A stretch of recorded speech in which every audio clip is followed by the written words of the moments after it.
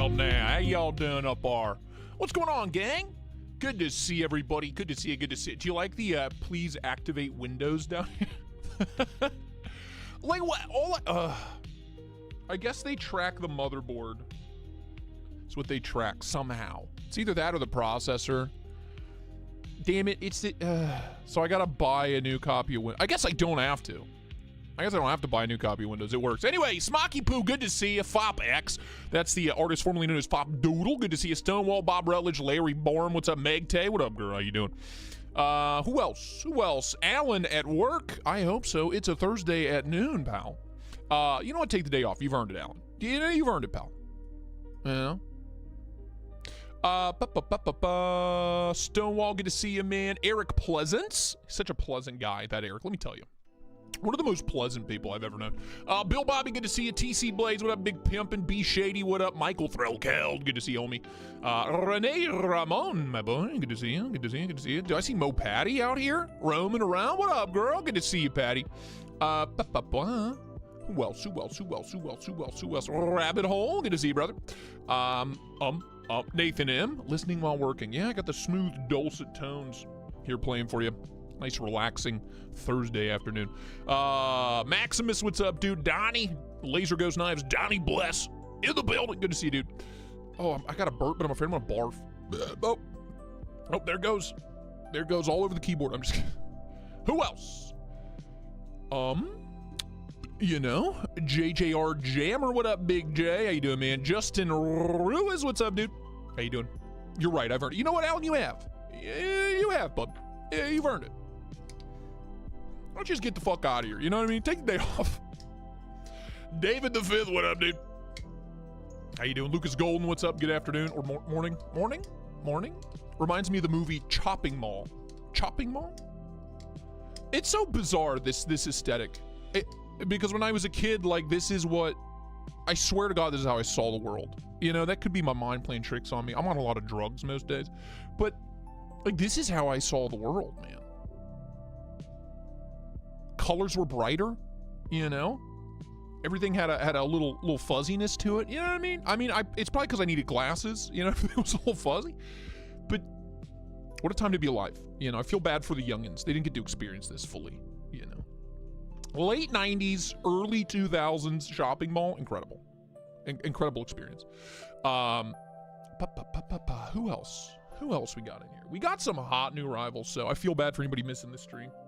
You know, Thursdays when, like, I don't know why it happens this way, but lately Thursdays when's the good. That's when the good shit happens. That's when we introduce Onion Man. That's, you know, the new arrivals lately on Thursdays have been pretty ridiculous. You know what I mean? Thursdays when we get wet, wild, a little bit weird. You know what I mean?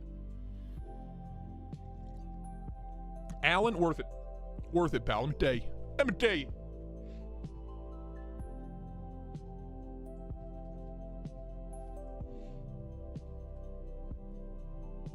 Yes, of course, Smockbox. But I've only opened one thing. I only had time for one thing this morning. Busy morning thus far. It's going to be a really busy day, Smock, because the way you Jenga Tetris packed this damn box, it's going to take me 3 business days to film everything. Another 2 weeks to edit it. Jesus.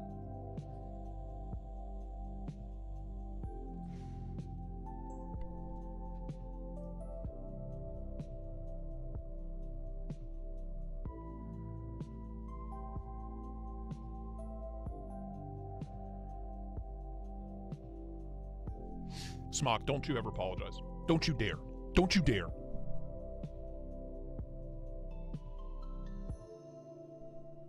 Don't you dare never know how now.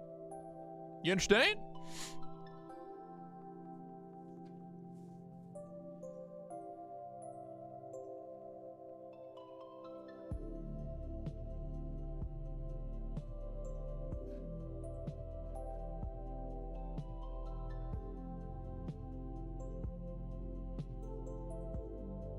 Eric, dude, I'm glad to hear you like the stash. I love to hear it, brother. Thank you for picking one up. I really appreciate it. Means a lot. It means a lot.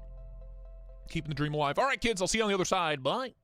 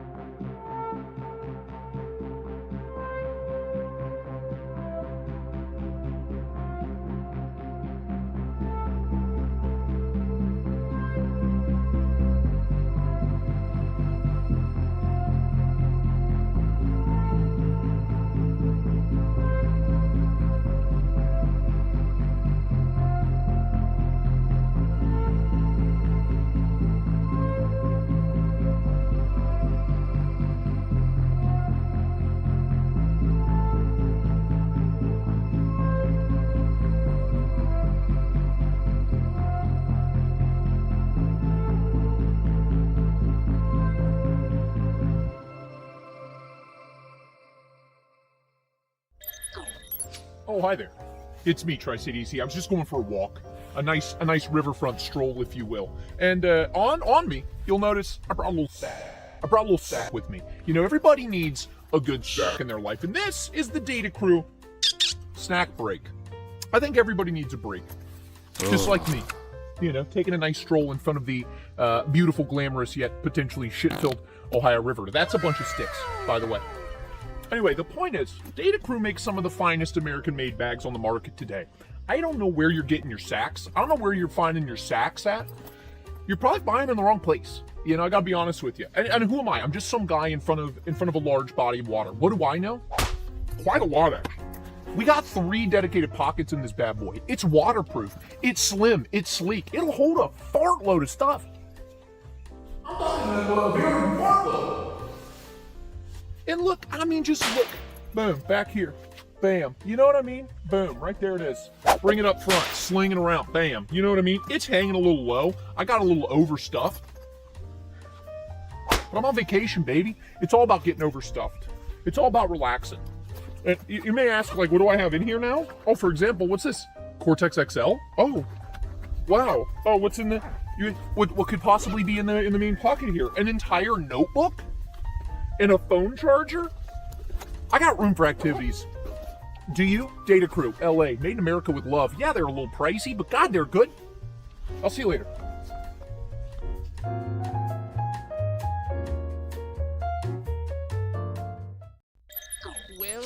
Well. Good day, knife people. Good to see you. How you doing? A sling, maybe. Oh, dude, I got this new protein juice that I've been drinking in the morning, and I feel like I just ate like 2 steak dinners and a plate of lasagna. What are they putting in this stuff? What is this, Soylent Green? What's going on? Good to see everybody. Maybe a straight, like I'm so full I can't catch my breath. You ever have one of those? I had a protein bar, I had a bowl of cereal, and I had a fat protein shake. I usually don't eat in the mornings that much. I'm feeling it. I feel like I'm going to get the meat sweats. I've had no meat. Why am I going to die? I don't know. Ron Dobbins, good to see you, man. SpongeBob Swaggins, good day. Good day, my good man. It's good to see you. It's good to see you. Yeah, right, good.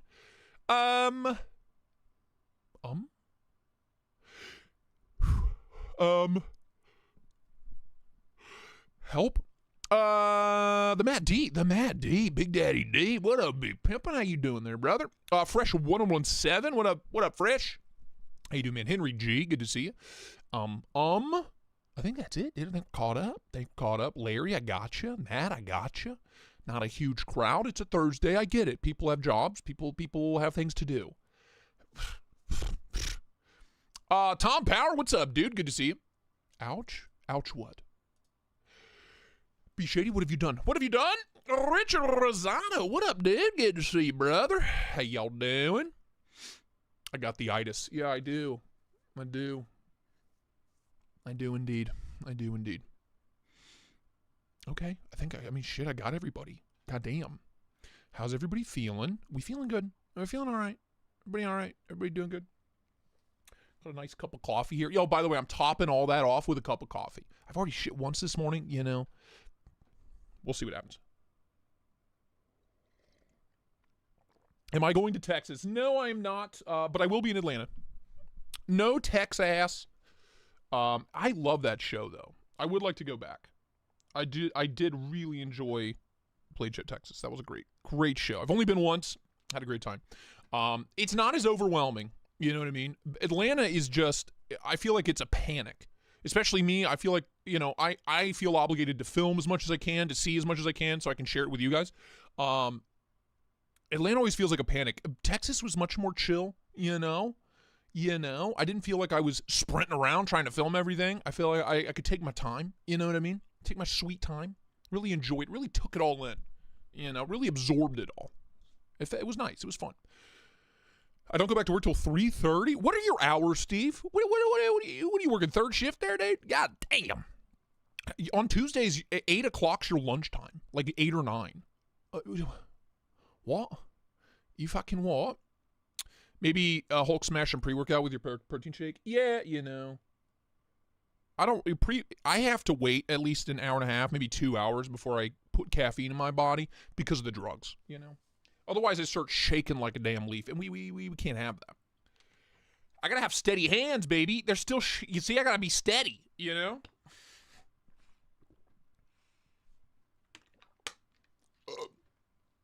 I know, dude. I know. Like I said, I do love that show. I love the madness. God, dude, I can't catch my breath. I am Zen. I am one with the universe.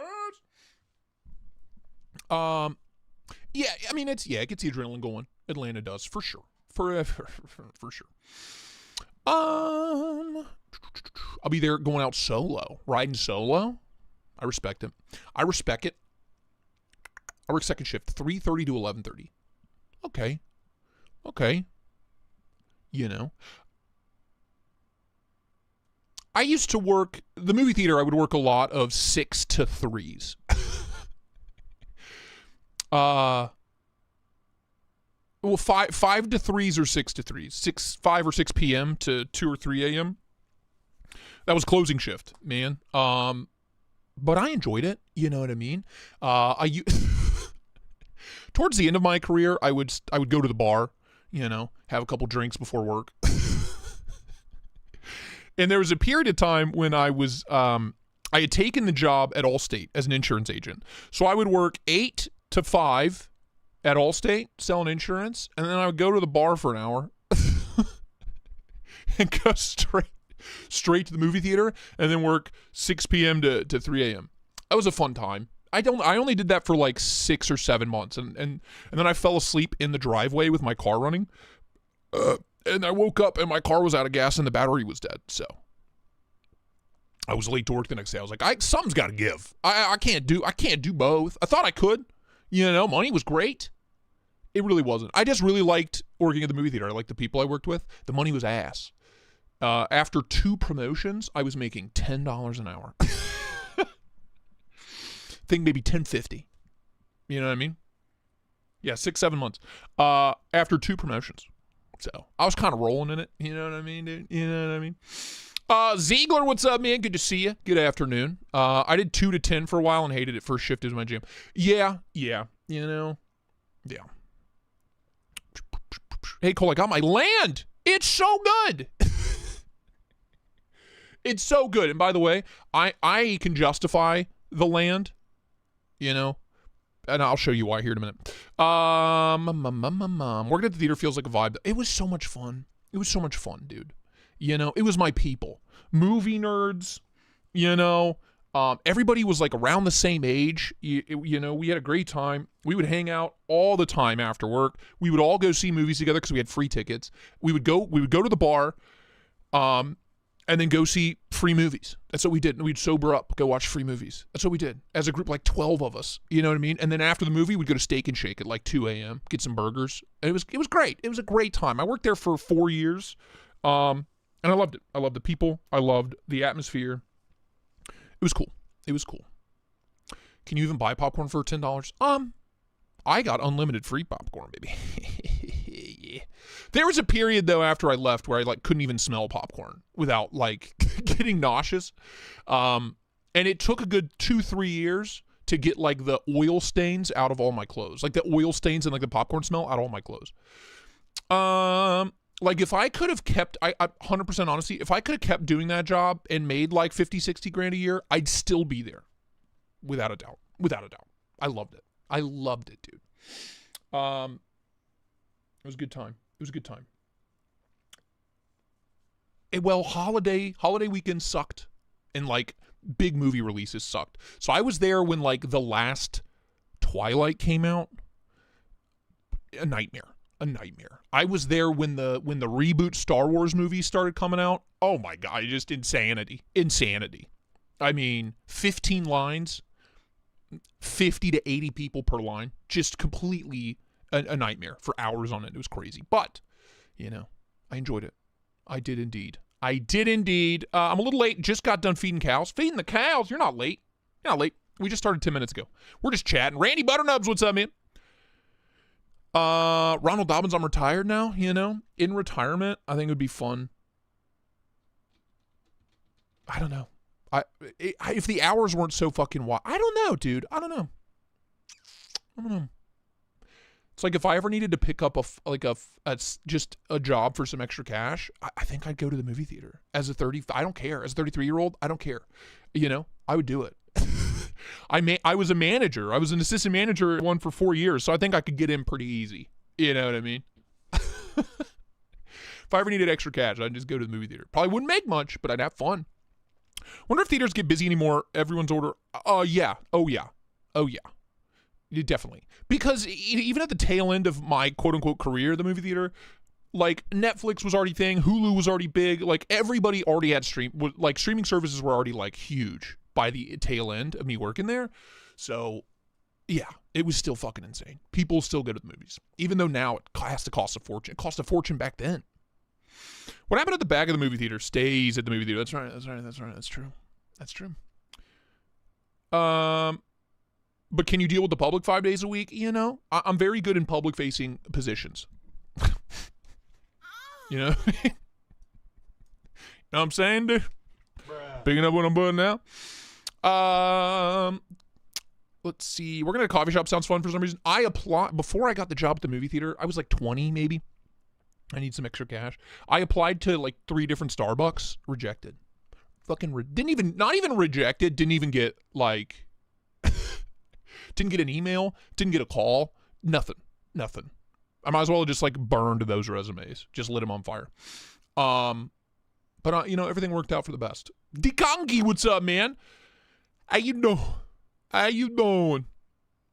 Let's see. Oh, I'm 32. I forgot my age. I forget my age all the time, dude. I'm good at private positions, private, public, you name it. I'm good at it. I used to sneak in all the snacks. I mean, I worked there for 4 years. Very rarely did I go, hey, you with the McDonald's bag. I didn't care, especially like matinees in the summer. It was just kids coming in. I didn't fucking care. As long as they like threw their shit away at the end of the movie, I didn't care. Bring in Big Mac. There was a guy who like came in weekly, maybe 30s or 40s. He would get off work and he would get a Chipotle. He would get a fucking Chipotle bowl and he would just eat it. I'd just be, hey, what's up? What's up, Dan? How you doing? I didn't care. We didn't fucking care. Mark Schick, what up, dude? How you doing? Lemons? Did you ever chew anyone out for outside? No, fuck no. I didn't care. No, absolutely not. No. What's funny is it was the people that brought in outside snacks were also the people that would eventually cave and come back out for popcorn. Like 30 minutes into the movie, they'd be like, all right, I need popcorn. So we got their money anyway. I didn't care. I got paid by the hour. I wasn't getting paid commission on popcorn. I tried sneaking in bread. Just a loaf of bread. Don't mind me. You just got a loaf of autumnal wheat. What are you, honey wheat gal? You have like a loaf of homemade sourdough in your purse.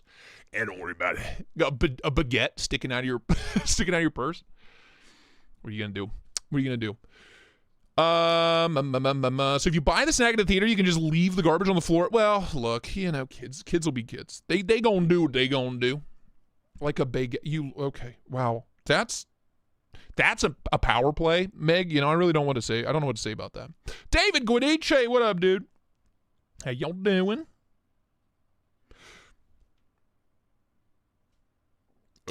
How y'all doing? Good to see you.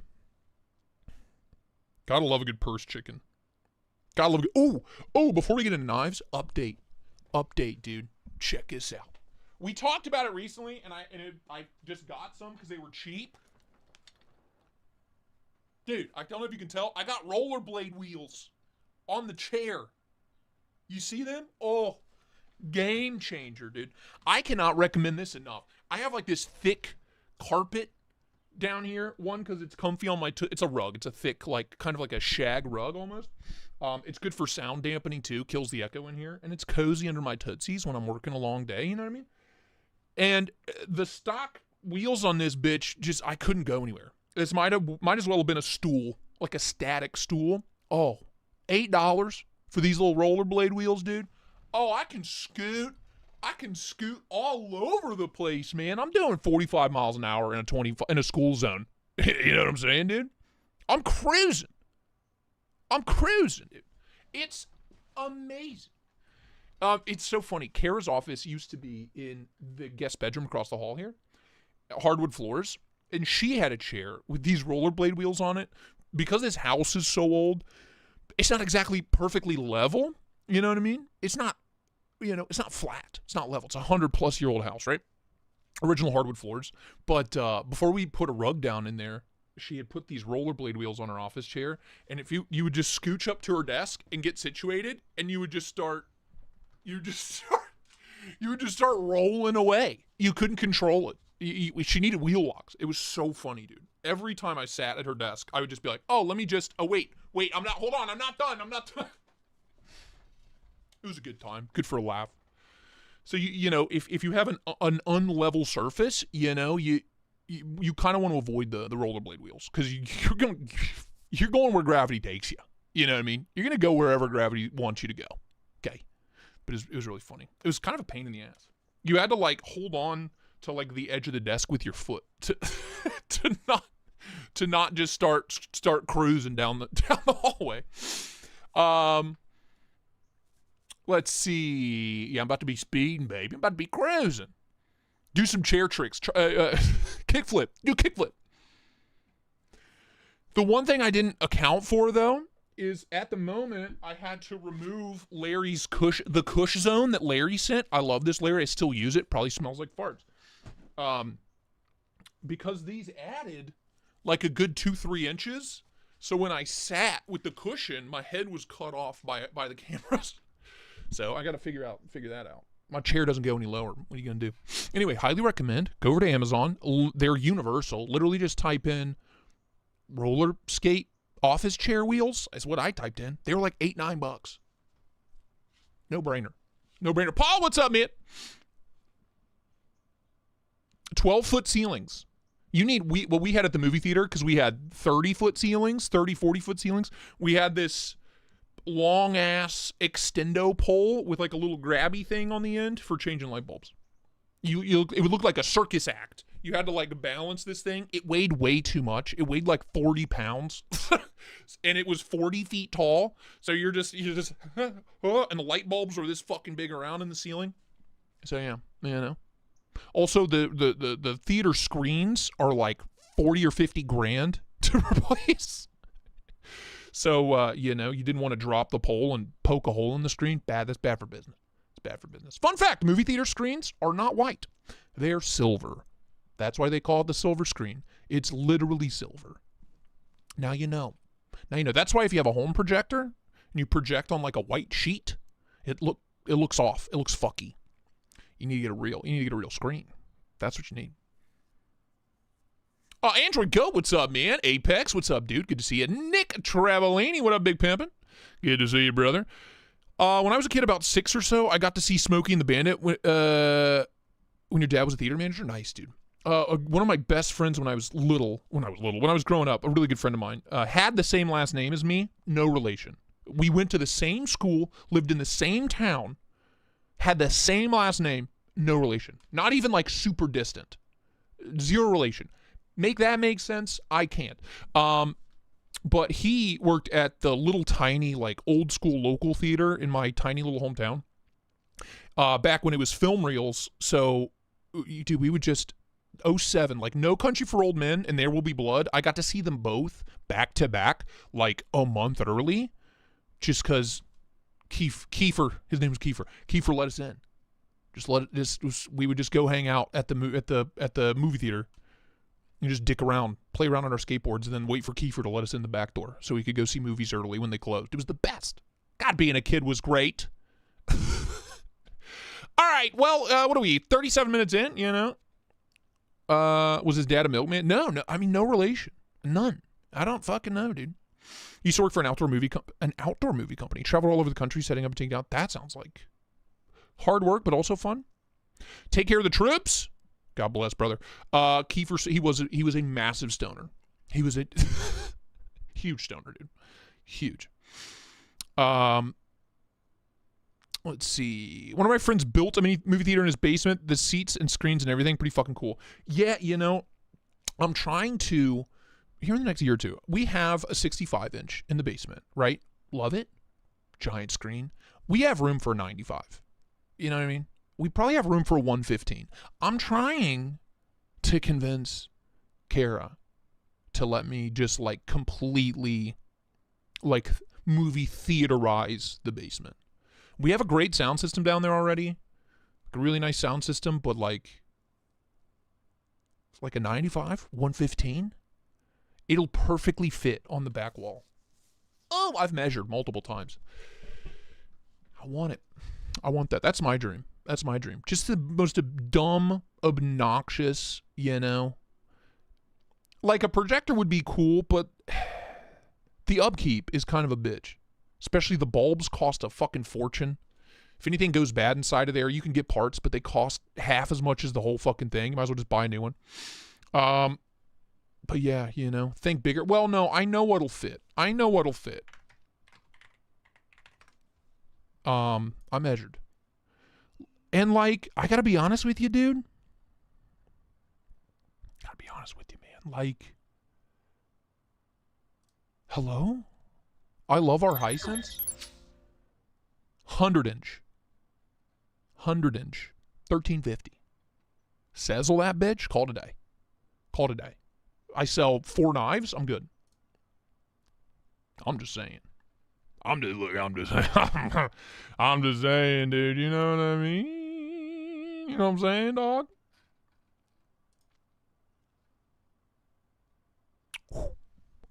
Anyway, not the point. Let's talk new arrivals. Kazoo Dan, what's up, man? Let's talk new arrivals. And old friends have returned. They have returned. We're couch people. Movie theater seats, like the big leather reclining seats, would be cool. There's just not enough room, and we're couch people. We like to lay down. We're layers. You know what I mean? We either need sectionals or like two individual couches, so we can sprawl. You know what I mean? Do you know about Samsung The Wall TV system? I do. But that is not in budget, shall we say. Quite a selection here. Quite a selection, I'd say. Oh yeah. We got into the smog box. We got in there. Bottom right. What is bottom right? Bottom right is this guy. This is the, where, were you here Tuesday? The Mr. Fucking, ISO? Iris by the Goo Goo Dolls? It's delightful. $280. Contoured titanium, hollow ground belt satin S90V. Little compression lock, baby. You know what I'm saying? Yeah, it's really good. It's really, really good. And I'm blown away. I was talking about this Tuesday. I'm blown away by QSP's build quality on this. Blown away. It's been a hot minute, you know. I've had some stashes done by QSP, some protos, and we were never impressed. This is so good. This is so good. If you told me this was Rayot or Best Tech, I'd be like, oh yeah, 100%. That makes sense. Like, it's really good. Thin, slicey, action's great, ergo's wonderful. It looks gorgeous. Oh yeah, I'm loving it. Flipper only, but look at that tuck. Look at this tuck, dude. Scrumptious. Also, I love the milled titanium deep carry clips. I love this.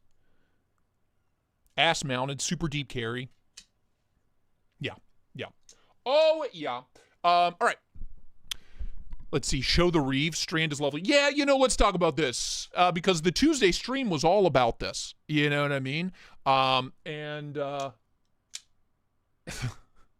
how I was telling you about the office chair wheels? The chair I'm sitting in right now, the chair I've been sitting in for the past week, ever since this has been missing. Well, I told you that I put this on my chair. This matte black memory foam gel cushion thing, right? That goes on top of my chair. Well, I went yesterday, picked up my chair, flipped it upside down to swap out the wheels, and lo and behold, what was launched across the room when I did that? This. It was under my ass the entire time. the last place anyone would have ever looked. It was under my own ass. For a week, I tore this house apart. I tore both cars apart. Kitchen, living room, dining room, both refrigerators, the pantry, the basement, all the bathrooms, my office. It was literally under my own ass. Dude, I wish there was like a hidden camera in here. I wish you could have seen my face. I wish. I went through like all the emotions in the span of like 10 seconds. I was confused. I was scared because I threw a knife. I was confused because I was like, I didn't recognize it at first. I was like, that's not what was in my pocket. And then I picked it up and was overjoyed, giggling like a schoolgirl. And then I was furious, so angry. And then I was giggling again. But it's back. It was here the whole time, under my cheeks, and what a wonderful knife. Just a wonderful knife. I genuinely, out of the box, brass washer action, I don't think anybody comes close. Well, double clutch got me. I don't think anybody comes close to Quiet Carry. It's so good. Same with this, the Drift L. I mean, it's a guillotine. No play, no wiggle, detents money, buttery smooth. Out of the box washer action on these Quiet Carries is just absurd, and it only gets better. It only gets better over time. So can't recommend them enough. I wish I could set something up affiliate wise with these guys, because I already sing their praises for free. You know, I'd like to get a buck or two from it at a certain point, you know, because the product's so good. It's exceptional. So very, very pleased that it was here the whole time. You know, she's back. She's back at it. Moving along, this little guy. I bought this on BLADEBINGE last week. You know, I was balls deep in my little budget kick. We went down that rake SRM rabbit hole. I got this SRM off of Amazon, and I just love it. Loved it to death. And then the land. You know, the land came through, and I love that to death. Some just banging budget knives lately. So a few weeks ago, we saw these on, oh God, the detent's so brutal, on BLADEBINGE. This is the Rake, what is this? M661TZ. It's a freaking titanium frame lock. 154 cm on the blade, full flat grind. These are like $60. $60 to $80 retail. The detent is unreal. It is so brutal. Action's amazing, though. Cheezel, what's up, homie? What's up, fuggers? What's up, dog? Ja ja ja ja. Oh. Haja haja. Ja ja ja ja. Oh, thank you. Duly noted. Thank you. Yeah, dude, wonderful. Wonderful. Full flat. Super thin, crown spine. Yeah, it's a single stud, but whatever. It's a little thing. Deep carry clip, titanium frame lock, $60 to $80 retail. I think I paid $45. Excellent. Excellent. So good. Are these, can you just go buy these? Rake, what is it? M661-TZ. $60. These are $60. You can go buy them right now. Well, you'll get 10% off. Code Tristate 10. You can just go buy one. That is. Thanks for checking in. I'm still a piece of garbage. 19 months. Good to see you, Sheridan. How you do, man? That's such a banging deal. Wildly impressed. Truly and genuinely impressed. What a delight. These pictures don't do it justice. I think that's why it's in stock. I think if it was more clear and it showed more pictures, I feel like these would sell more of them. They would sell more of them. At least on this site. Wonderful. Wonderful. Highly recommendable. If you like little guys, it's kind of like Rockwall sized. Rockwall size. Full length G10 backspacer, by the way. Delightful. Just a delight. Super, super impressed. So there you go. The M661-TZ. Here's a link for it if you want one. There's also a sheep's foot reverse Tonto one that now, after handling this, I kind of want to check that out, but I don't know what it's called.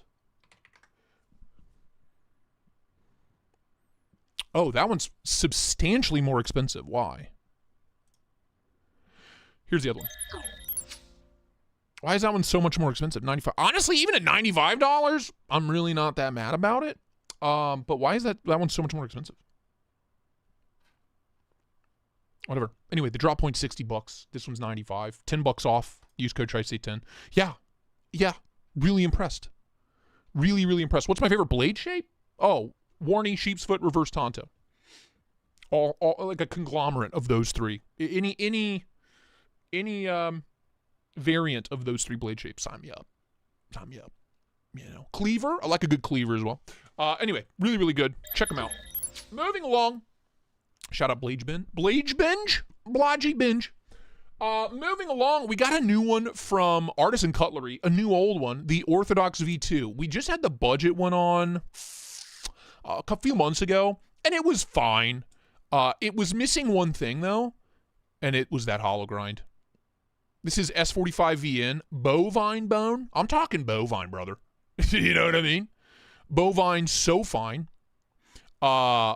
Contoured, polished, titanium pocket clip, milled tie clip, stainless liners in there, and just this scrumptious satin hollow grind on this S45VN. Also a crown spine. Wonderful. Wonderful. Wonderful. It's everything I wanted. Oh, hi. Thanks for checking in. I'm still a piece of garbage. Out of the Orthodox when they re-released it. The budget equals barely legal now. Ooh, winking face emoji, winking Hot. face emoji. Hot. I don't know how much these are, but it is wonderful. Flipper only. I mean, it's a classic straight razor design, but now it has the blade to match the looks. You know what I mean? And the cutting performance is unreal. D10's kind of brutal, got to be honest with you. Action's great, though. Action is wonderful. So, yeah, pumped about that. Really, really pumped about that. That one's going into the collection, baby. That one is going into the collection, without a doubt. I do want to know how much. How many dollars? Artisan? Parmesan cutlery? New? Go away. $149. Yeah, sure. All day. All day. $149? Absolutely. You can pick those up at ParmesanCutlery.com. Oh, my neck.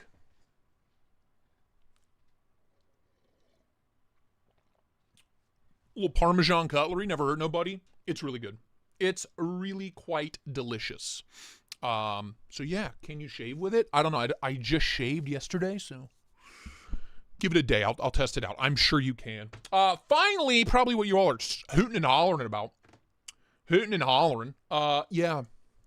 Yeah, I finally got one. I finally picked up a Zahn. I know we've been talking about it for, I don't know, 6 months to a year maybe.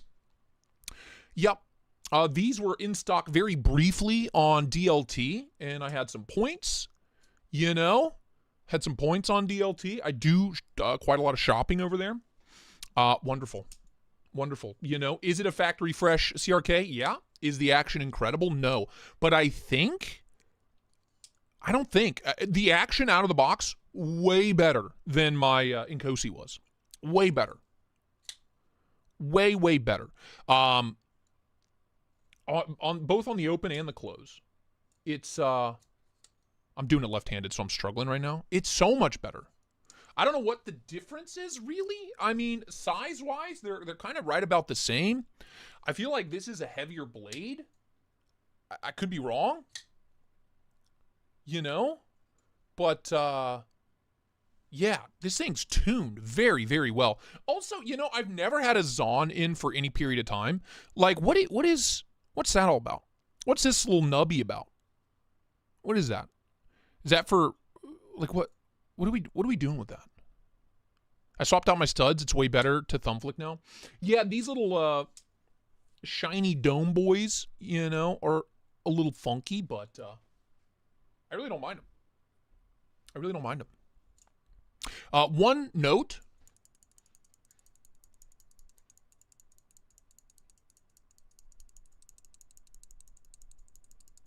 That's so annoying. It's this dumb, useless, stupid lanyard dongle back here. The first thing I did was cut the lanyard off.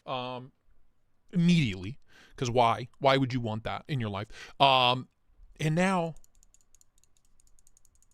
because they're not even screwed in. It just sits there. It's just free floating, dude. You know? So I don't know what I'm going to do about that. Glue it in place or like take it. Can I take that out completely? Is there a replacement for that? Anyone? Does anybody know? This is my first time. First time here. Oh. Detent's brutal, but man, it pops. And it's, like I said, it's so smooth. Remove it. I can just pull it out. Okay, good. Good. So, yeah, I'm going to pull that out. I'm going to replace that clip. As much as I like functionally, as much as I like their factory clip, visually, it just doesn't do it justice. You know what I mean? Use an O-ring to stop the rattle. All right.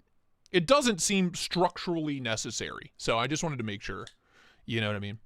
But, yeah, I got that disgusting Tonto. Magna Cut, $500 is what the price is on this retail, which, believe it or not, is $50 less than I paid for this like 3 years ago.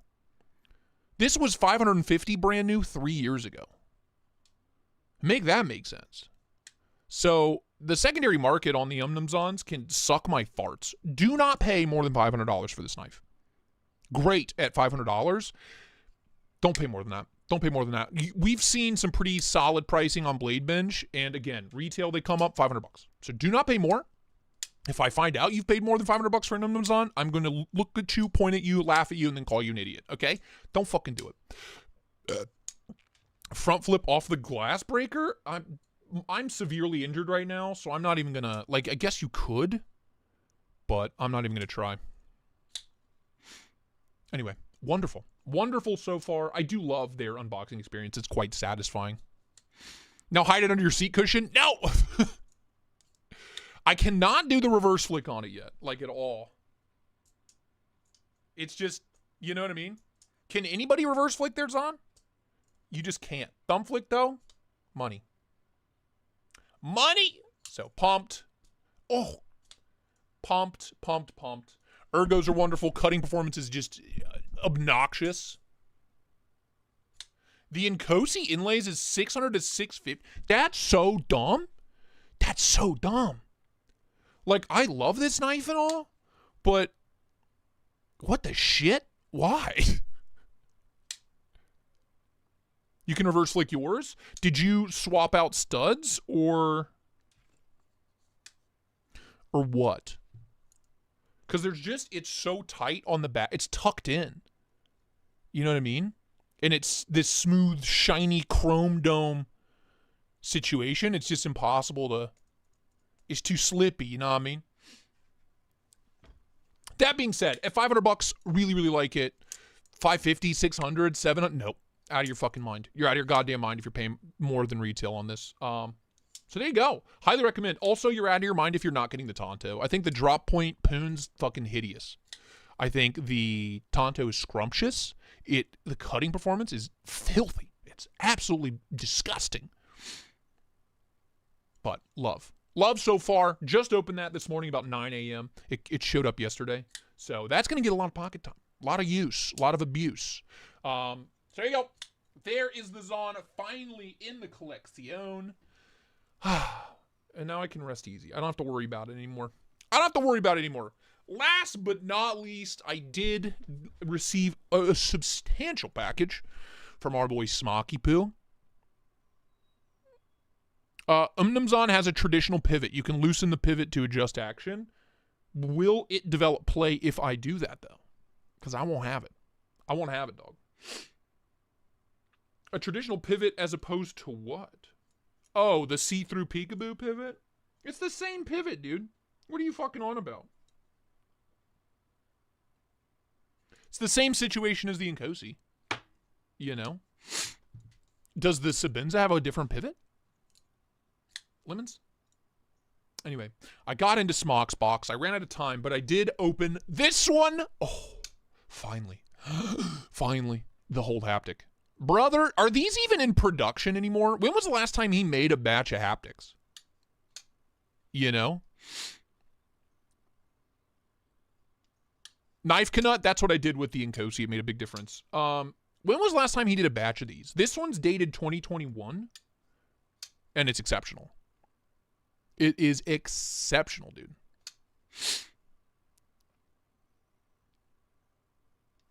Cole, don't hide that one in your ass. Okay, I'll try not to. I'll try not to. The Sabenza uses bushings. Oh, the Nkosi and the Sabenza then have this, or the Nkosi and Umnumzan have the same setup, right? Correct? Yeah, they're mostly making Outlaws and Renegades, which is so dumb. This is by far, in my opinion, the best one, the best looking one. Like, all of their knives are gorgeous. All of their knives are functionally perfect, basically, right? How do you make a meme? You got to join the Discord. You have to be a channel member for 2 months and then join the Discord. Channel member or Patreon member, one or the other. Detent's money. This also has that adjustable detent system that I'm not even going to begin to fuck with. But I'm going to purchase this off of Smock. Wait for some checks to clear, you know what I mean? But, and then once that is done, that is going straight to Paul for thumb studs. The Outlaw I just got is way better. Yeah, but does the Outlaw have this blade? You know? Does the Outlaw have this blade? Is the question. I don't think so. Anyway, that's going to Paul for thumb studs. Fight me. You crank the D10 all the way on this one? Okay, well, it's good and snappy. Can't fail it. Drummer, yeah, for me, it's an aesthetic thing. Like, I'm sure functionally they've improved in the past several years, but, like, visually, come on, dude. Haptic's the one. The Haptic is the one, dude. But look at all that room for studs. It's like they designed it with studs in mind and then changed their mind last minute. You know what I mean? They're like, nah, not worth it. But it is scrumptious. That mirror polish on that, dude. Look, there's my face. Hi. It's me. It's me. I'm in the knife. Help. Oh, brother. Also, this blurple, this like bluish purple, kind of like chameleon ano is nuts in person. It's hard to do it justice. It turns, like, from where I'm sitting, it's straight up purple. From certain angles, you just can't, I can't, because of the way the lights are set up, it's impossible for me to show you. But it goes from like a greenish to a bluish to a straight up purple in person. It's nuts. It is stunning. So really, really pumped about that. And the rest of what's in this box is absurd, dude. It's absurd. So, like, this is just the beginning. Let me put it to you that way. Like, this, I don't know. I'm not going to say this is the least exciting knife in the box, but it's probably not the most exciting. So that should say a lot. You know what I mean? Very, very cool. Pumped. Smock, love you, boo-boo. Thank you. Thank you. So there you go. That is what I've gotten through so far this morning. Been a busy, busy day. Let's see. I'm not going to let Paul snip it, but I am going to put studs on it. Let's see. Lens recommendations for video and occasional product picks. Canon R50. So R50V, like me, here's what you're going to do. Here's what you're going to do. Okay? You're going to do what I did. All right? 2 things. You need 2 lenses. Truly and utterly. All right? Listen up. Okay? You need what is known as a super zoom lens. Okay? What I recommend if you have the RF mount Canons is get an EF adapter, because the old DSLR EF lenses are a quarter of the price. And like, really, unless you're at a professional level, you're not losing anything. Okay. So I have the Canon 18-135 EFS on here. It has image stabilization. It is great for photos. It is great for videos. And obviously that zoomed all the way out and that zoomed all the way in. Like, you just have so much versatility with this lens. For the most part, I think for most use cases, this one lens will do everything you need. Literally everything. So I recommend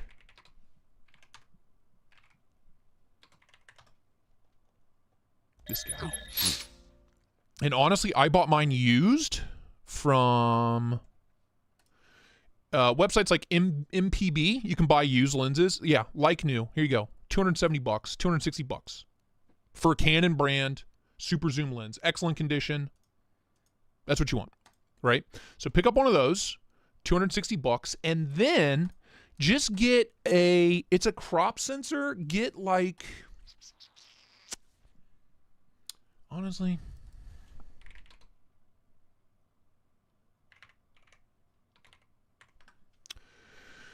get like a 20, don't get an EFM, it won't fit. Get like a, see, I don't like any of these. Honestly, I really like the Sigma 30. Wow.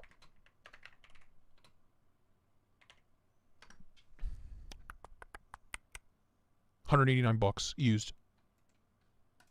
There you go. 30 mil f1.4. This is like your run and gun photo lens. Great for low light, great for everything. Affordable, like new condition, $189. So that's what you get. That's it. Those two lenses. The lens that came with it, obviously, whatever, you can use that if you want. But an 18-135 EF and a Sigma 30 EF. And then you'll need to go to Amazon and get an RF to EF adapter. Get you, where's the one I have? That's cost too much. I got a fucking off-brand cheapo.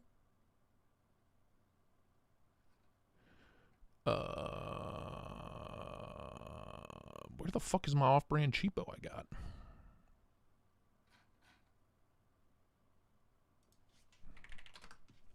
It's from a brand called Gregory. No, Georgie. Georgie brand. That should work, right? Yeah, go get you one of those for $50. Go get you one of them. Go get you one of them for $50. So that lets you use all the old Canon lenses that are a quarter of the price, dude. So EF adapter. Yep. So get you one of these, an EF to EOS R or an EF to RF lens adapter for $50. Get you the 30 mil f1.4 for an EFS, right? And get you the 18-35 for an EFS. All in. You will never have to buy another lens again. Done. Call it a day. Alternatively, if you don't want to spend a ton of money right now, I really recommend the Sigma 17-70 EF. This guy. $219. 17-70 is really good too, but I think you're better off with the super zoom and the prime. One crazy zoom, one prime, done. Call it a day. That's what you need. That's what you want. Love MBP. The other great used camera website is called KEH. I bought a few things off of there. So there you go. That's what you need. That's what you need. Call it a day. Cool. Wonderful. Is my wife going into the bathroom? No. I have to piss. I'll be right back. Don't go anywhere. BRB. I'm gonna grab more coffee too. That'll clear me right out. Just what I need.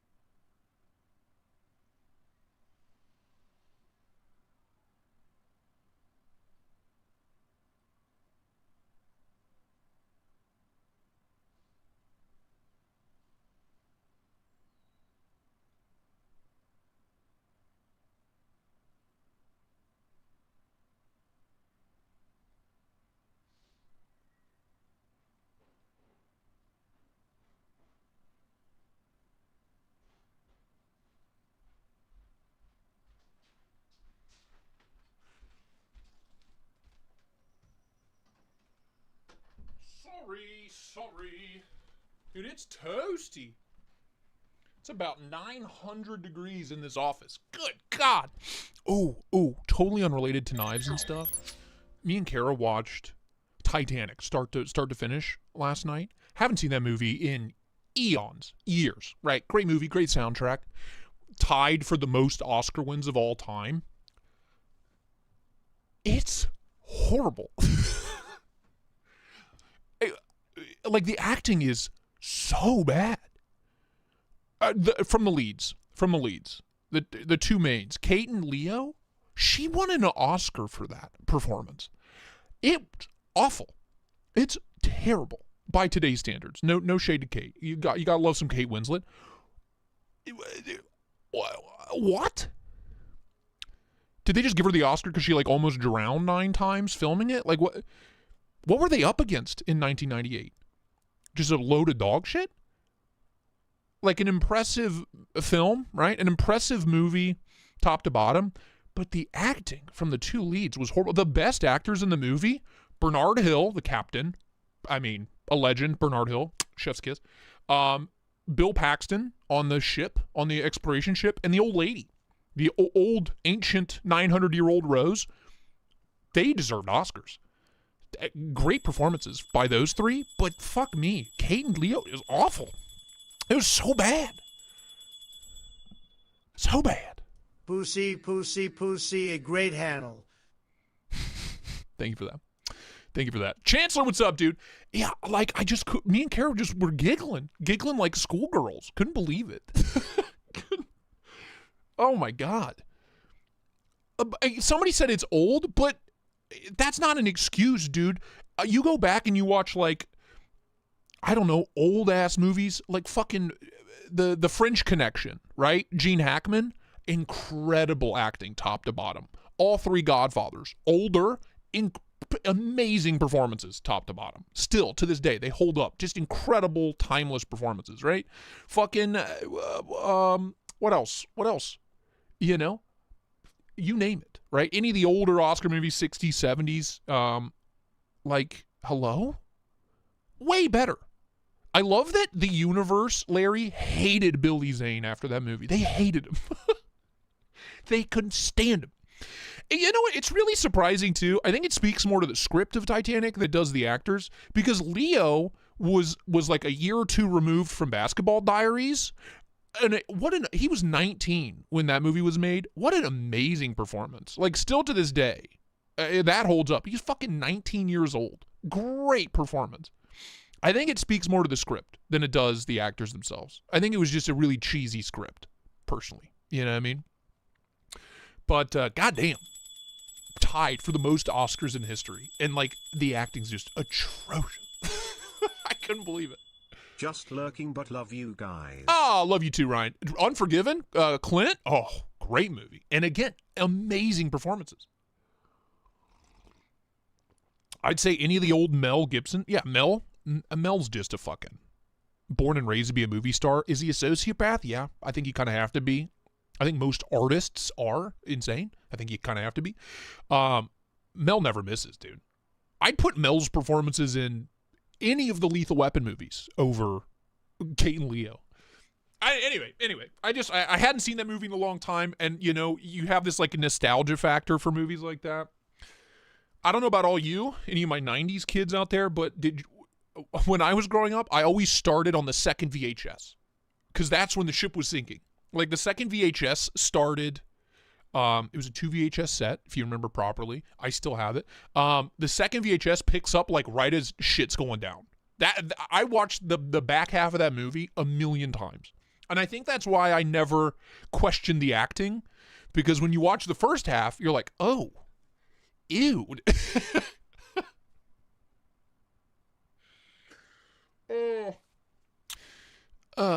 Like, yeah, they were both young. She was 22, he was 21, but damn, it ain't great. I mean, yeah, Dances with Wolves, amazing. Acting's amazing. Waterworld, acting's really fucking good in Waterworld. Platoon, Apocalypse Now, you name it. A lot of Oscar wins for acting going back to the beginning. The performances still hold up. Man, Titanic does not. It just does not, man. At all. Hoffy, what's up, dude? If you are just popping in, wrong button. If you're just popping in, I found this. Little update for you, then we'll dive into a Blade Binge. I found this. What finally happened? I'll tell you in a minute. I found this. It was in the chair I'm sitting on right now. It was in the chair that my ass is currently on. So I found it after a week of sitting on it. I found it. The Quiet Carry Strand. And I'm so happy about it. I picked this guy up on Blade Binge last week. Excellent. Excellent. This is a titanium frame lock from Rake. $60. I paid $45 for it. 154 cm titanium frame lock, $60. Absolutely. It's called the I already forget. The M661-TZ. Delightful. Absolutely delightful. We have a new version of the Orthodox, a Primo Orthodox tie clip, polished bovine bone handles, and a disgusting hollow ground S45 EM blade. Wonderful. It's everything I wanted the Orthodox to be. And I bought myself one of these. Bought myself a Num-Nums on. This is what finally happened. This is what finally happened. These were in stock on DLT for like an hour. Honestly, they were in stock for like a couple of hours. I cannot believe I got so lucky on this. I cannot believe I got so lucky. Oh, it's hi, lovely. Thanks for checking in. I'm still a piece of garbage. 18 months of the Stash Lord. Thank you so much, TC. Love you, brother. Wonderful. Wonderful. What up, my fuggers? I love you all. Okay, Jesus Christ, TC. And then this is from Smocks Big Box Holt Haptic. I am purchasing this as soon as some checks clear. You know what I mean? And then I'm going to put thumb studs on it. Okay, that's what you missed. That is what you missed. If you weren't here Tuesday, the new ISO from Mr. Mister in stock now, $280. Incredible. Highly recommend it. This guy, I don't know when this is dropping. That video is performing insanely well. So thank you for if you're watching that. If you watch that, thank you so much. It's performed insanely well. I do have this dialed in. The action was a little. Thanks for checking in. I'm still a piece of garbage. 22 months. Action was a little iffy out of the box, but I've dialed it in, tuned it. Action's perfect now. Pops right open. Absolute guillotine. Wonderful. So if you get one and the action's like a little, if it's a little stiff or if it's like, oh, the detent kind of isn't the best, literally just play around with the pivot. It fixes everything. Just fuck around with the pivot a little bit. Dial that bad boy in. So loving that. This came as well Tuesday, or this showed up Monday, but I showed this off on Tuesday. This little Gonzo, I carried this yesterday. I love it. I love this little thing. $24. D2 G10. I love it. Mr. Cheezel, I do. Don't worry, I'm still making my monthly payments, pal. I sold a lot, Cheezel. I sold a lot the last 2 months. A lot. You sell knives to buy knives, right? That's the habit I'm trying to get into. Anyway, what a delight. I'm like on such a budget knife kick right now. I'm loving it. I've just been blown away. I feel like there's a lot. I've been so wrapped up into the kind of ultra primo range for a long time that I kind of forgot there's these amazing $30 or $40 knives out there that I don't know. I just never pay attention to. But I've been blown away. $24, $27. That is a $60 titanium frame lock. Like, hello?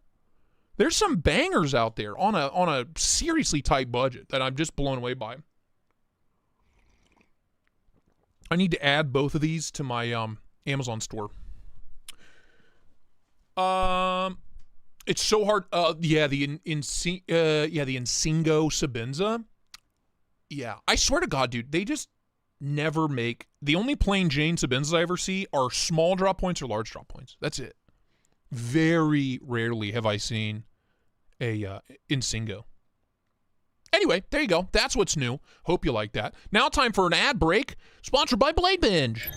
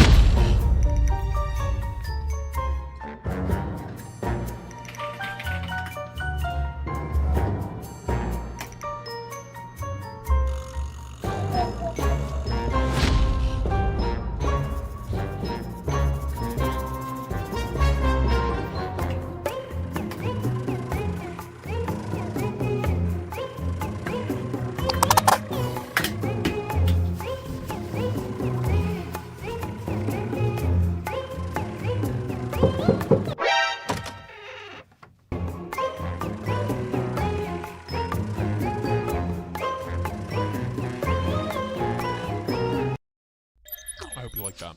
I hope you enjoyed that. I worked hard on it. If you weren't here Tuesday. That's the new Blade Binge ad. What do we have on the bingy? On the bingy. Blade Goon. Bladegoon.org. That's correct. On the bingy. Where are the gloves and tissues? Psh, gloves? Bruh. Barry, I don't think you're doing it right, if I'm being honest with you. I think you're doing something wrong. Gloves?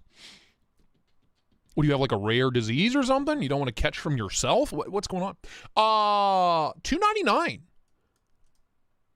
Honestly, not bad. Rich Light Inlays, V2.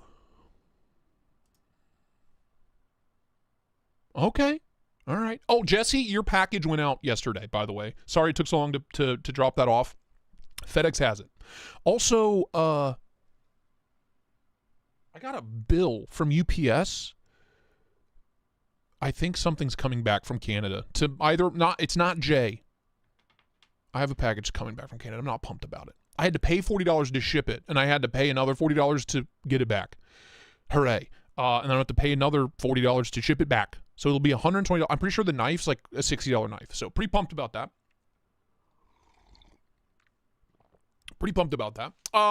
That's not bad, dude.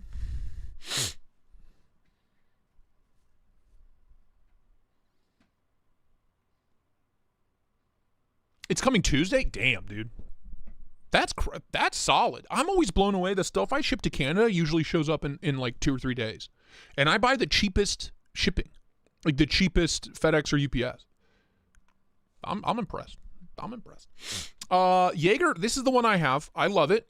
$2.99 is, what is that? It's like 50, 60 bucks under retail. Yeah, it's got some love marks on it. I think like new in box is a stretch. This definitely looks like it's been carried. And it's been sharpened. with a boulder. It's been sharpened with a small rock. It seems. So I don't know if I'm cool with that listing. But the price is good for the condition it's in. I'm not mad about it.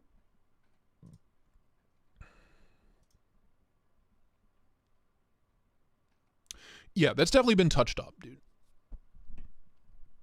Just put everything as excellent, trust me. Yeah, seriously, just a word to the wise. If you're listing on Blade Binge, like new in box, this is the best way I can describe it. I get a knife in for review. I play with it. I open it. I cut a piece of paper. I take a picture of it, and then I list it to sell. That is like new in box. Anything else other than that, if it's been carried once, mark it as excellent just to be safe. Seriously. Don't, like new in box is like new in box. There are guidelines on here. So just trust Smock and me when we say, if you're not sure,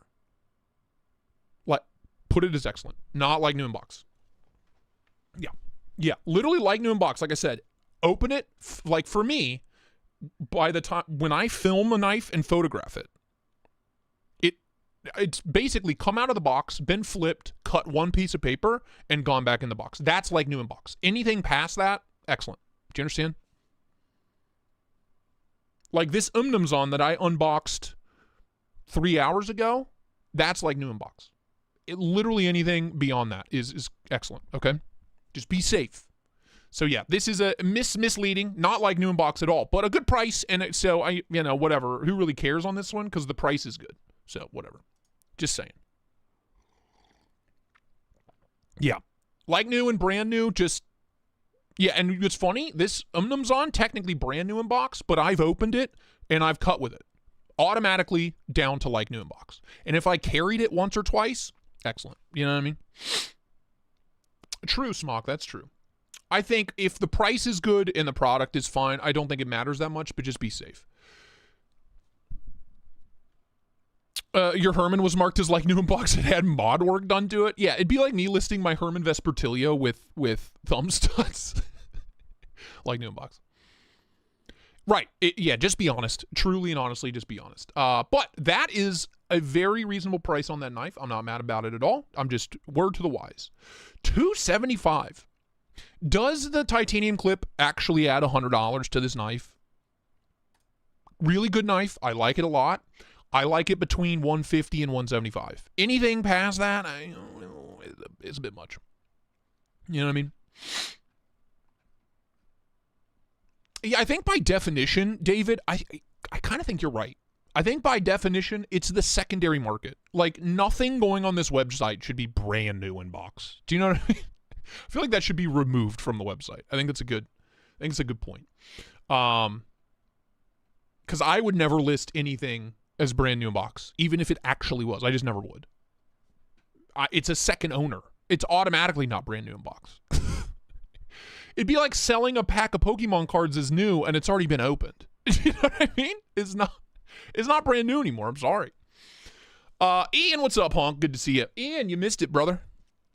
Num num. I finally have a num num num. Unopened in box. Yum yum. If anybody has recommendations on studs, or Paul, if you're here, if you have recommendations on better studs for this, let me know. I can send this with the not the Herman, the fucking haptic. Okay. Ooh, $179 on an iron pup? That seems alright. Right, David? That's what I'm saying. Oh, my son is here. Kimchi? Come on. Okay, goodbye. Never mind. He just yelled at me and ran away. Okay. How do you know the Ultra Lord figure is even in there? That's solid. $179, titanium, 20 CV. Not mad about that. Whoever you are, 66 GOAT, solid pricing across the board. Tie connector number 6. Duly noted. Paul? Roy, yeah, I would say anything beyond that, I would just list as excellent, honestly. All right, what else? We have the Squatch, the full Squatch McNeese, under 550. It's not terrible. Ooh, a Davlis. Oh, yeah, I did. I had the strand betwixt my cheeks the whole time. I did indeed. I have reviewed a Davlis that looks identical to this. It's really good. It's such a crazy knife. You can flick it off the blade. I wanted one for a long time. Now that I've handled one, I don't really want one, but it's really fucking good. It's really good. I just know I wouldn't carry it. They're all like really fancy like this. I just feel like I wouldn't carry it, even if I got a great deal on it. I know, dude. I was smuggling that bitch for 7 business days. Let's see. 2-year Wraith V2. I sold mine for $175. So I don't know. Mine was plain tie. It didn't have inlays, so I don't know how big of a difference that makes. Revision B Bulldog, love it. Love it. Little chody nano shark. It's up there. That's up there. Shiro enthusiasts. Shiro enthusiasts. I picked up a Shiro. Oh, it's a Model 111. 2013.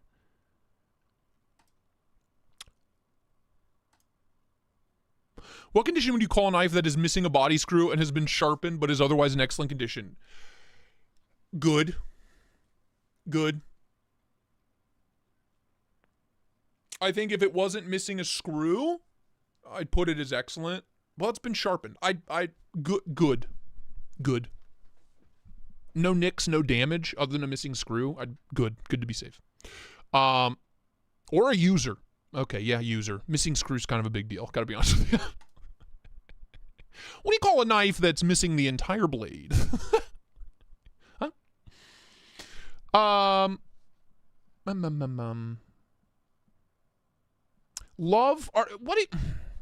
What's retail on these? I paid $120 at table, direct from the man himself. What's retail on these? And why do I feel like it's less than that? You know? Seems like a bit much. Roy, I would go good. I would go good. But be sure to note very specifically in the description that it's missing a body screw and it has been sharpened. Because then they can't say, hey, they didn't tell me it was missing a body screw. It had been sharpened. Do you know what I'm saying? What? A couple of Dixons. A couple of dicks on, dicks offs. Tenable Wraith's fun.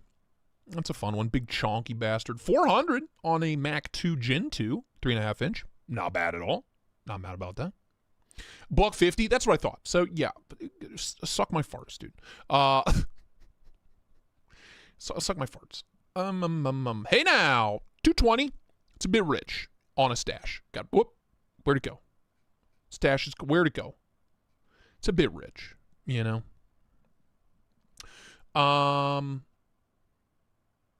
Real Steel Terra.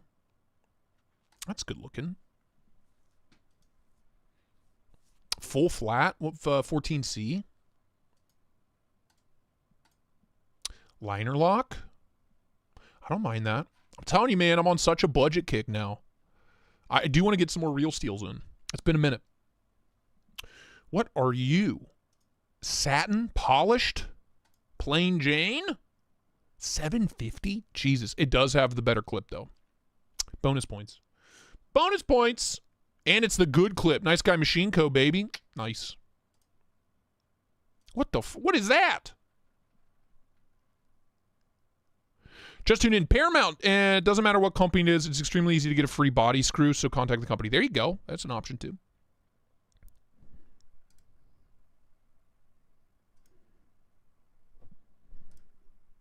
Oh. $750 with all that? With all that going on? I don't know about that, dog. $920 package? Yeah, brand new. Retail $730. You should take $150, $200 off that right away. You should be charging $920 my ass. Jesus. No thanks, man. No thanks. Is that listed as brand new box? It's an excellent. Okay. Yeah, okay. Dog on Mountain, what's up, dude? Good to see you. Thank you, Smock. Mods do not add value. If anything, they take away. Sorry. Like, if you have a $300 custom clip and you're including the stock clip, okay, maybe. But do you know what I mean? Maybe charge a little more to cover the clip, but like, you know what I'm saying? It's a lot. It's a lot. Hold on. Kimchi, are you going to come inside or are you just going to sit out there?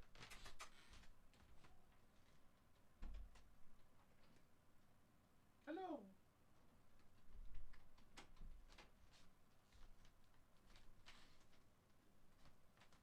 Oh, yes.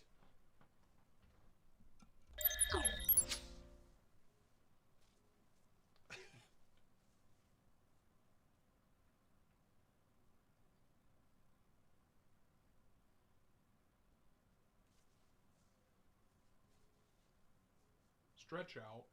Stretch those little legs.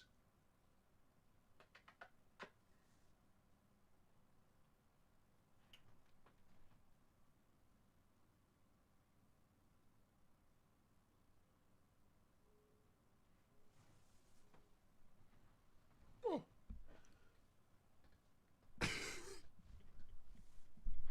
Such an excellent boy. The thickest boy. Thick.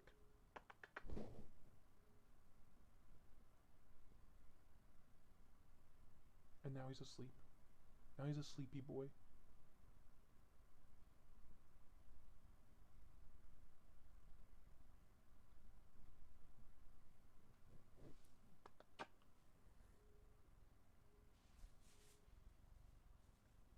Excellent boy.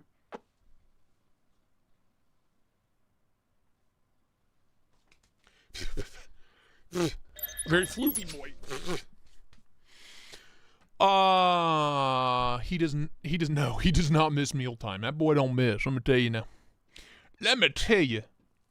What else? What else you got for me?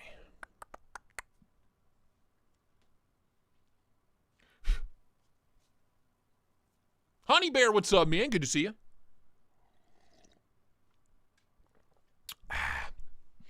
What else do we... God, I got hair everywhere now. God dang. Ooh, the Thwack. What a fun little knife. Todd Knife and Tool Design. What a delight. You know, what a delicious little fella, huh? $60 is, that's like full retail? I don't know about that, but whatever. What else? Another Beyond EDC. $38. Not bad. Not bad. Big old tall hawkbill kind of situation. All right. If you use some of that grease, you mean to grease it up? You dare me? I have some right here, already open.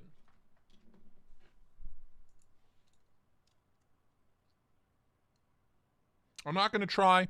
By the way, if you go on Amazon and you can just type in fluorinated grease, you can get a big ass fucking tube of it that'll last 400 years for like $6. Just saying. And I use it on all kinds of stuff. I use it on the cable machine, the workout equipment. I use it to grease up the cable machine. The pulleys and the levers and the whatnot. On the Edge, what's up, man? 100 people, 47 likes. Yeah, come on, let's get it together. You know, let's get things together here. I turned off midstream ads for all of you. The least you could do is hit the thumbs up, or I'll turn the ads back on. I'll do it. Ian, you want me to find you a knife on the BB? Okay, I'll do my best. I'll do my best. Got some budgie boys here. Some more budgies. Dundee's a fun one. Ah, the Linta. Oh my God. Right here. Right here. Holy shit. Right there. Ian. $4.25? Oh, did you break it? Is that a broken tip? It looks like the knife's been sharpened. The tip is gone. It's a butter knife. Hold on. I'm not crazy, am I?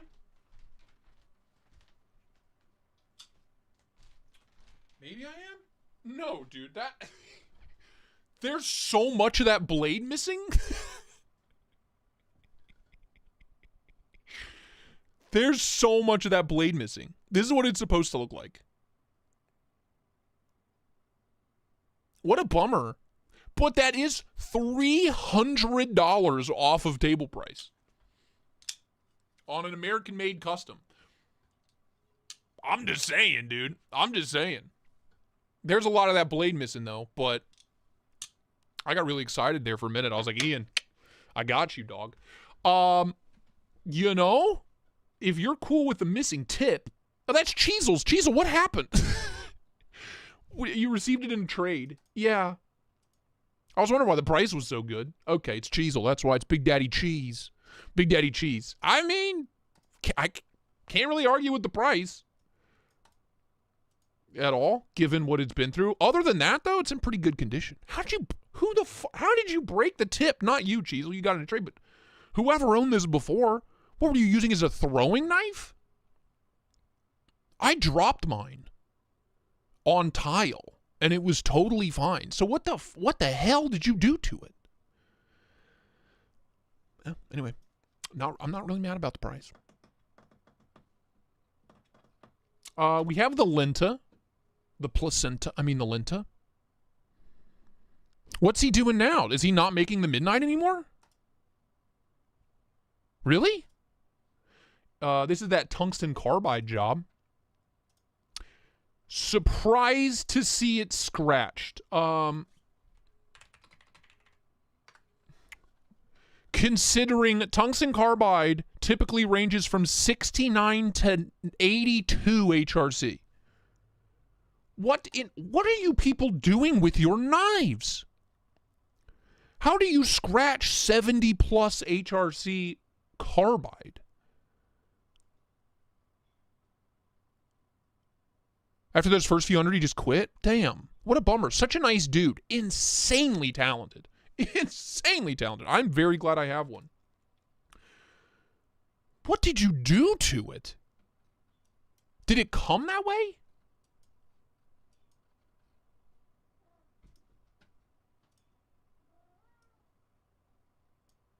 Finish has been changed on blade to linear scratches?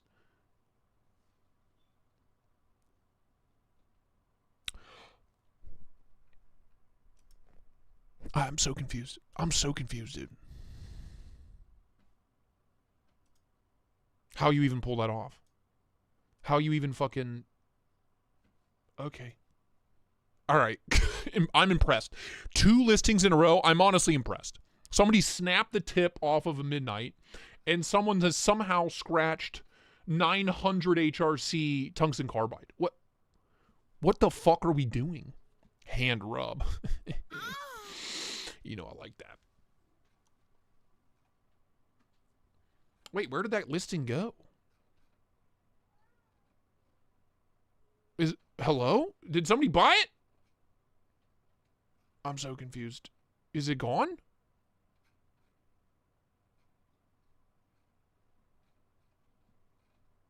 What the fuck? Forward? Oh. Sold. Okay. That explains a lot. Dude made 150 midnights and then vanished. Well, I'm very glad that I have one. What are you doing, bub? There's no room on the desk. Sorry, brother. Oh, yes.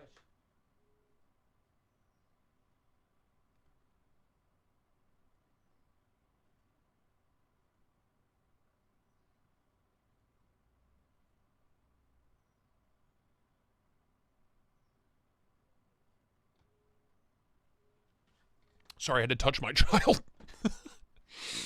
Alrighty. Well, that's not a problem anymore, I guess. Why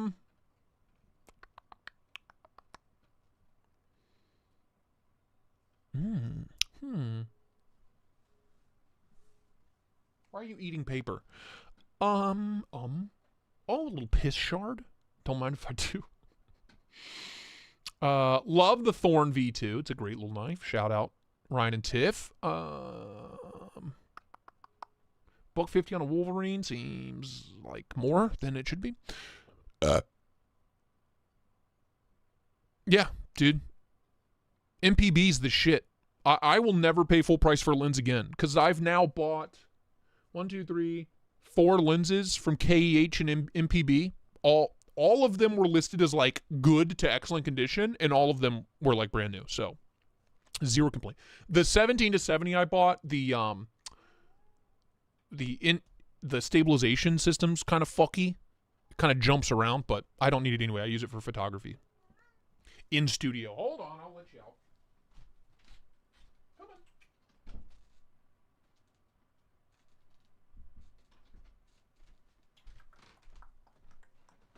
on. Oh my god. Oh my god. My. Yeah, dude, I've saved a fortune using those two. It's super easy to sell stuff to them, too. You literally just type in what you have, put in the condition, and they give you a no questions asked quote, and you accept it, and you box it up, and they give you a label, and you send it on. And they just fucking PayPal you. It's great. It's like half-price books, but they actually pay you a decent amount. You know what I mean? Hell of a duo. I think a bit much. Because we're averaging it's $1,000 a piece is what we're talking here. I paid $800 maybe for my large, and then I traded it for a mini because the large was fucking massive. So to me, that's 400 over what they should be asking. 400 or 500, maybe not 500, but $400 over what they should be asking.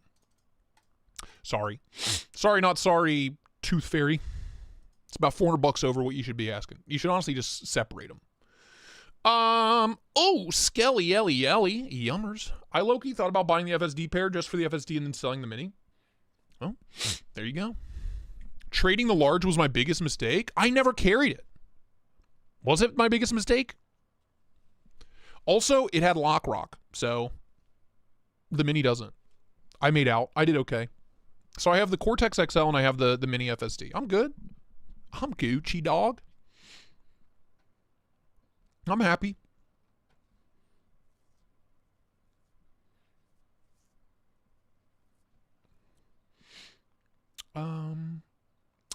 Geoknife Blades, great knife. $125, titanium, M390, really solid. Deadhead, take her easy, brother. Thanks for hanging out. He only made 300 biggies, though. Yeah, I know, but again, I don't buy. If I'm being honest with you, I don't regret it because I would never buy it again. I don't want one again. It was too fucking big.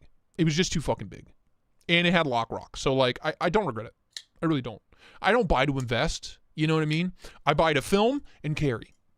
I made that point very clear on the haptic video. I was like, yeah, they don't make these anymore, but I'm gonna beat the shit out of it and get and add thumb studs to it, to a discontinued American Custom, because I bought it to use it and carry it. I don't give a fuck. I don't give a fuck what it does to the value. I'll sell it at a loss if I ever want to get rid of it, and that's fine. You know what I mean? I'm too big. I'm just too big, dude. I'm just too big, dog. No regrets.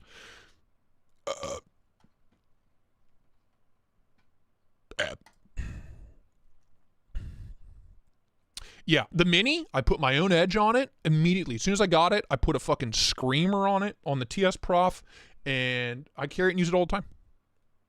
The large, I carried like maybe a dozen times in the year and a half that I owned it, and never sharpened it because I was afraid to. It developed lock rock pretty quick. No matter what I did to it. I even took it apart and tried to adjust it. The lock bar didn't help, so what are you going to do? What are you going to do? A frame lock? Rake? Stainless? I do not, Tanner, no. Really cool knife. I just think a little overpriced. For what it is. It's, at the end of the day, it's a Rayot. You know what I mean? And it's an inset lock, isn't it? Isn't the Zero a titanium liner lock or some shit? I don't know. 400 plus? For a teeny tiny little Rayot, it was too much. Cool little knife though. But it was just too much. Nice. $160 on a Crux. Such a great looking knife. Basically a frame lock Mordax. Kind of the vibes. CBR, you're burping with me? Come on in, brother. Come on in. Really cool looking knife. Another great candidate for studs and maybe a flipper delete. But I love that. I love that Fair and Forge profile. The large was like a 9+ inch knife, if I remember. It was fucking big. I just remember it being too big, dude. Like the small is...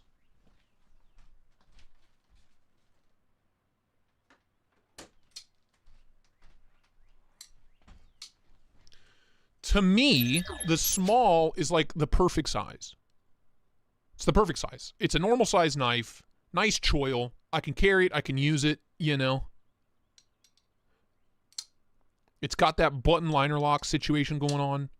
Action's great. Put a screaming edge on it. Like, this is a great size for me.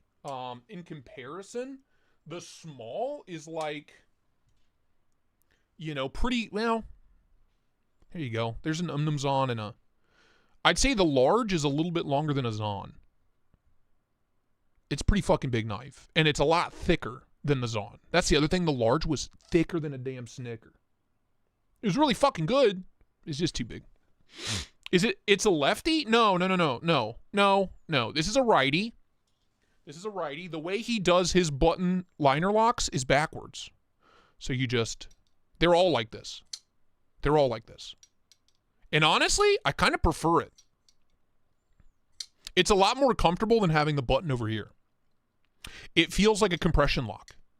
Do you know what I mean? It's put together like a compression lock. And you just always know where that button is. It's not a lefty. Dog one, how you doing there, brother? Anyway. Love it. It's not a lefty. It's a right-handed knife. That's just how he does his buttons. So if he made a left-handed one, the button would be like a right-handed button lock. Does that make sense? It would be backwards. His button liners are backwards from a normal one. And I honestly find it a lot more comfortable. I thought Neves had issues closing his in hand. Like it closing while he was using it? What the fuck is he using a $900 knife for? Outside of cutting paper and cardboard. You know what I mean? Neves? You going into fucking combat with a button liner lock? With a $900 button liner lock? I think it's a little bit flawed. Yeah, I mean, yeah, if you hammer fist it, but even then, you know, I don't have issues with it.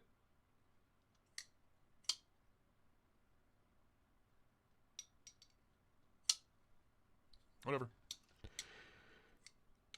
Whatever, dude. I like mine a lot. Anyway.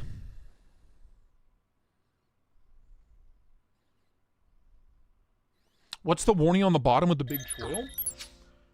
This guy or this guy? Which one? There's two of them. That's the Crisis video, just went live a few days ago, and this is the new Mr. Designs. Neves also does drugs. He used to. I don't know if he does anymore. This is the ISO from Mr. Designs. In stock. Now, $280. S90V. Compression lock. Wonderful. Wonderful. Available now. Highly recommend. Mr. Designs ISO.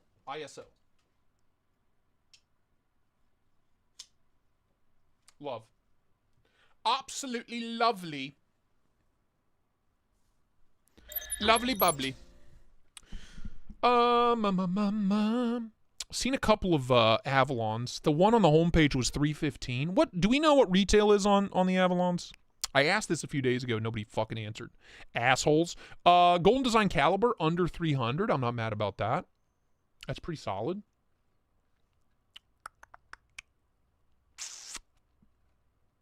Dude, the Avere is great value. $159. Titanium frame lock, M390. $160. Wonderful. Delightful little guy. Flipper only, but whatever. Good value. Oh no.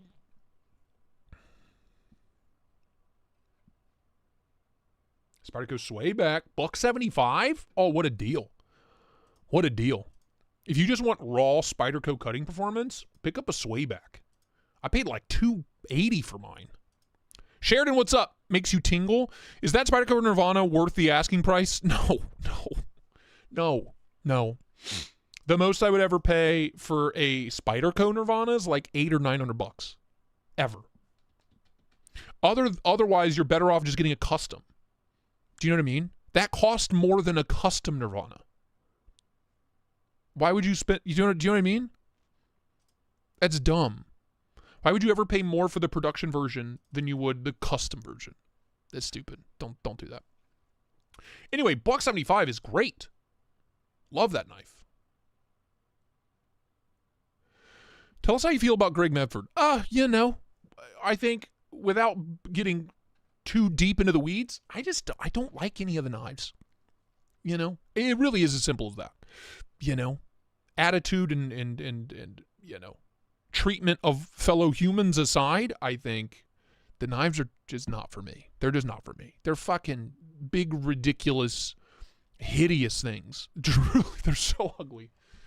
The only one I would ever even consider is the Smooth Criminal, but I played with a few of them and the detent sucked. So that's where I'm at.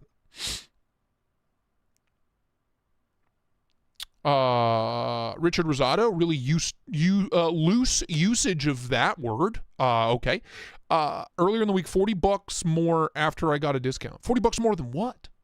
$40 more on, what are you talking about? Mr. Sheridan, you've never, okay. Really? Really? All right, hold on. I think your issue is you're buying the wrong ones, dog. You need to go for the primo Spydercos. You can't be going for the fucking liner compression locks. You need the real deal, baby.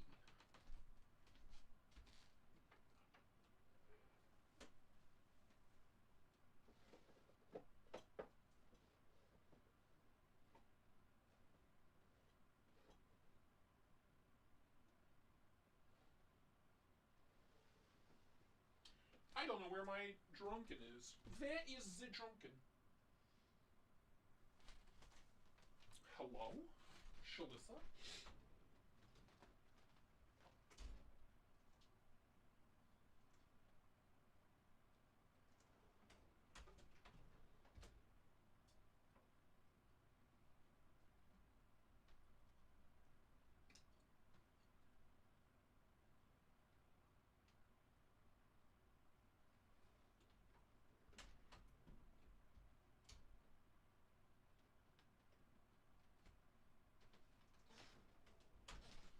Well, I don't know where my drunken is at the moment, but,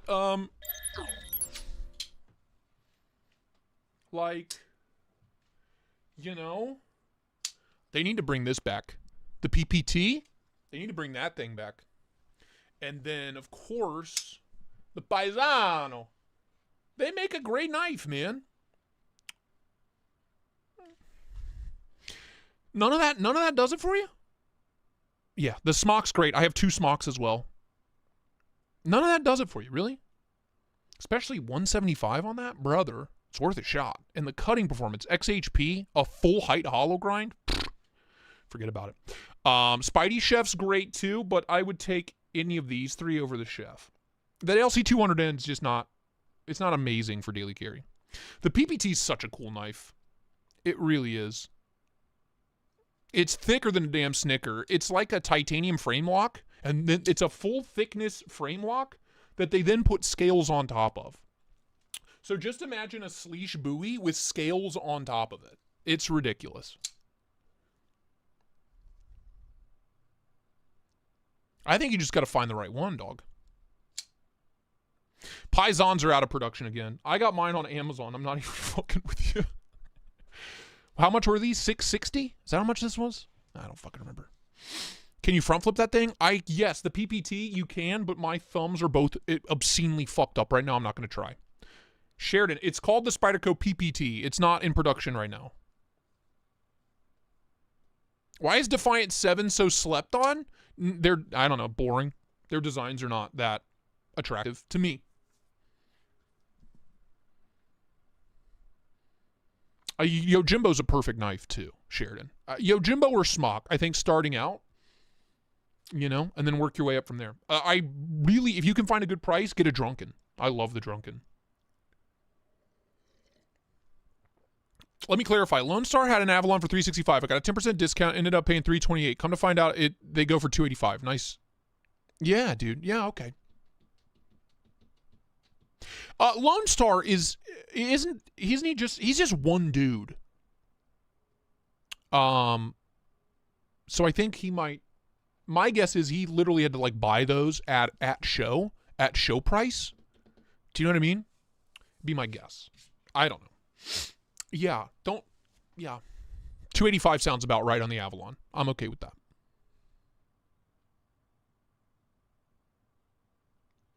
Yeah, PPT's cool. Spyderco's really bad about discontinuing some of their coolest knives. It really pisses me off. Dude, X, it really is. I really do want to regrind this. It's on the to-do list. It is. It is indeed.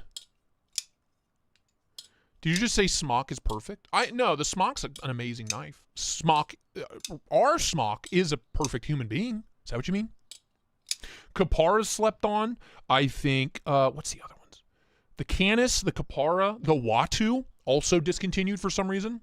It's really annoying. Anyway, back to chopping. Chop. I think, Sheridan, if you're going after, like, basic... I mean, Manix 2 is a great knife. I love that knife. But, like, if you're going Pair 3, PM2, all that shit, you're not going to... No, I don't think you... Personally... Probably the last Spydercos I'd recommend. PM2 and Pair 3. Like genuinely my least favorite. I wouldn't. Gotta be honest with you. I really don't like them. I like mine. The only reason why I still own a Pair 3 is because they haven't made a Warney Pair 3. Like, the only reason why I keep this one is for size comparison. That's it. I never carry it. I never use it. This one I carry and use a lot. The Warney, the PM2 Warney, great. But that's the only PM2 worth owning, honestly, in my opinion. I think the Tonto's fucking dumb. I think didn't they do saber grind one at one point. I don't fucking know. Anyway, PM2 Pair 3 are boring. I don't like them that much. But Mannix, great. The Kapara, the Watu, the Smock, the fucking the Caribbean, great knife. You know what I mean? Yeah, dude. Yeah. That's your problem. You went for the PM2 Pair. Yeah, they suck. Don't buy those. They're like the least impressive knives Spyderco makes, and the least attractive. Sage 6, highly recommend. Sage 5 and Rex 121, also highly recommend. Because they're made in Taiwan. Mwah. Yojimbo, Chaparral, endlessly impressive. The key with Spyderco is to avoid the popular ones. I think that's what we're all learning here. I do want to get one of these in. I need to reach out to Jason, see if I can check it out. I want to see how it stacks up compared to the custom prototype I had in. Great knife. Absolute brick shit house of a knife. Oh, purple skelly. Yummy. Yummy, scummy, scrummy. There's a Kapara. Great knife. If you're not aware of what the Watu is, I fucking love it. Images. This is the Watu. It's basically a thinner Pair 3 with like a Warncliffe. And the cutting, it's just so obscenely thin, this blade. The cutting performance is so good. It weighs nothing. I love this thing. It's like the Chaparral blade on a Pair 3. Imagine that. Like the thinness, you know what I'm talking about? It's just disgusting. The fact that they discontinued that really pisses me off because I love that knife. And I never got one because I'm dumb. Because I'm stupid. There you go. Sage 6 and S90V. Just saying. Just saying. The PM2's fine. But, like, I think of the entire lineup, the PM2 and the Pair 3 are, like, the least recommendable. Of, like, you take all of Spyderco's available knives right now, PM2 Pair 3 would be at the bottom of that list for me. In order of, like, recommendability, you know? Micro Jimbo's great. The Yo Jimbo's great. The Yo Jumbo's great if you have big, dumb hands. I want to check one of these out. Has anybody had a Ryzen in? Shaman's great. I like the Edgerati a lot. A little bit of lockstick, but I still like it.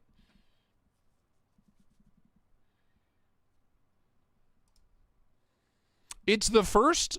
I played with one at Blade Show a couple years ago, I think. Last year, 2 years ago.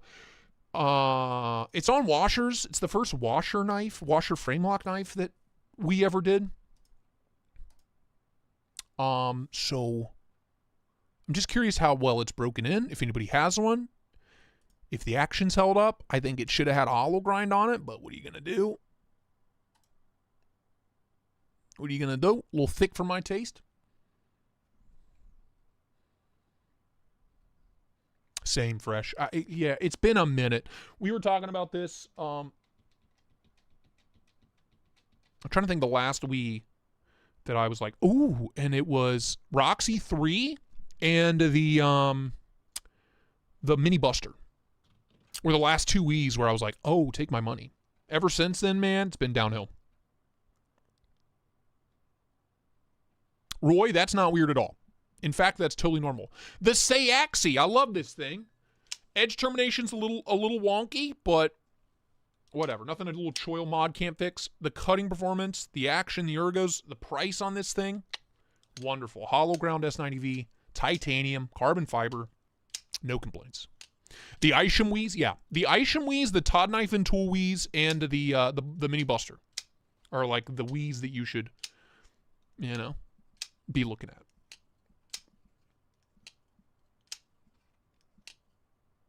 God, boys, I gotta piss again. I'm so sorry. I'm so sorry. Here, I'll leave you with this. Whoops. I'll be right back. Time to take a piss.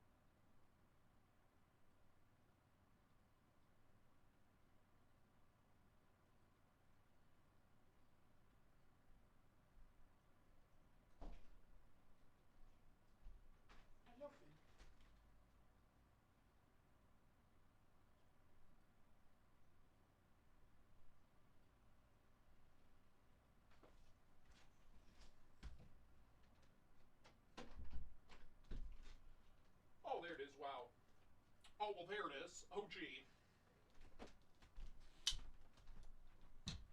Oh, ow, ow, god damn it.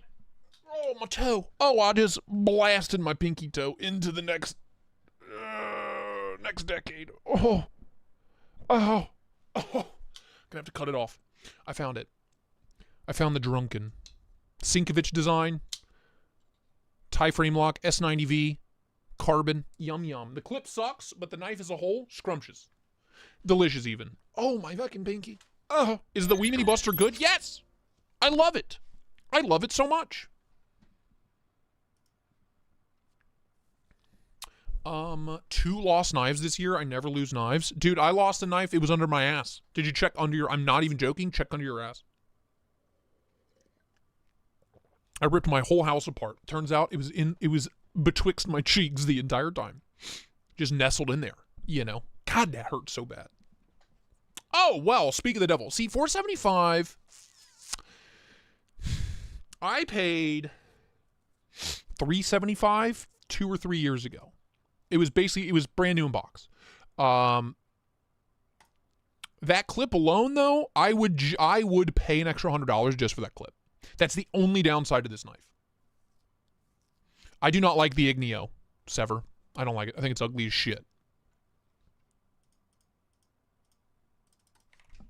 I do this for a living, Sever. You think I've never heard of this hideous thing? No thanks. Pass. Pass. Yeah, I found it. Drunkens are not even that good. Eh, L-Take, dude. I think you just got a bad one. I love mine. Detent's nice. Cutting performance is amazing. Yeah, the clip sucks, but whatever. Oh, yeah. Yeah, I was about to say, to me, that clip alone is worth the extra $100 over what I paid, which I paid $375 as is. I would pay an extra $100 just to have that clip. No lie, no lie. So there you go. There's Drunken. Maybe a Southern Cali will cut you bro price if you're in the market. Wink, wink, nudge, nudge. No pressure. Ah, what's that? Another overpriced stash. Yeah, I'm not mad about it. Whatever. If somebody buys it, that's their business. I threw away my Shirogorov F95 into a dumpster. The pocket clip caught onto a garbage bag, and I heard the bang. I had to go dumpster diving to get it. Oh, I thought you were just like, yeah, it's gone forever. Okay, you went in. I gotta be honest with you. I would have as well. I would have too. You don't think Drunkens are that good? What's your complaint?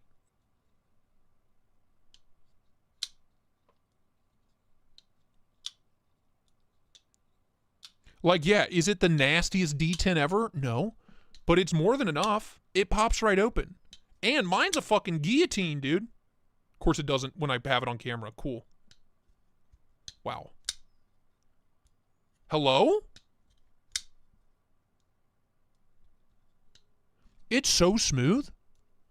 Y'all are wrong. Y'all are wrong. I think you guys just got dog shit, versions. You got a dog shit example for some reason. I don't know what to tell you. This thing's so good.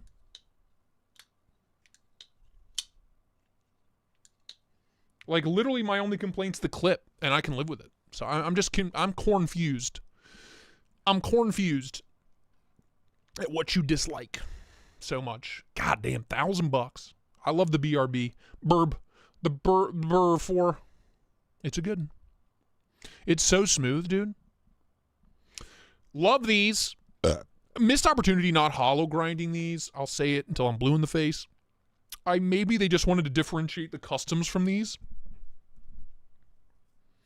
Tanner? Yeah, my Paisan is a guillotine. What are you talking about? Oh, almost dropped it. Wow. Ow! My mic's in the way. Ah, I'm scared.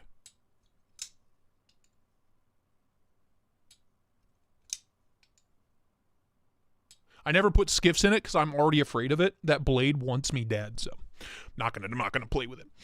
Anyway, I'm assuming they just want to like differentiate this between the custom, but that with a hollow at that price, what the shit? What is all this? Get it out of here. Actually, no. Swiss tool, banger. Everything else, Swiss tool, banger. Super tinker, banger. Throw all this other shit away. Garbage, trash, throw it away. I love shitting on Leathermans for no reason. Midgard's Messer. Weird knife. It's fine, but it's weird. It's fine, but weird. This is a dupe, isn't it? Is this a dupe? Morphin Pocket EDC? This is a dupe. Isn't that a Wii? Or a Civivi? Yes?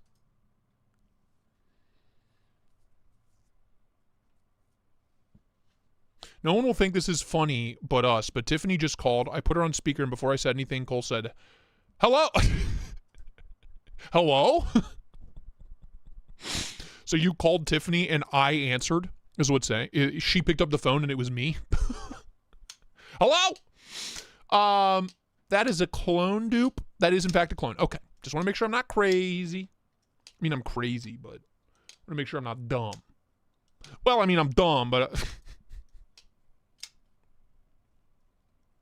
I just left work early to come home and find my Heretic Wraith V4 and Magna Cut has been delivered. Playing with it now. Heretic Wraith V4. How is it? Is that a push button auto or is that a manual? I never met a Heretic that I liked, if I'm being honest with you. Is it this guy? How is it? How is it? Is the detent shit? Because I played with the manual before and it was not good. It was not good.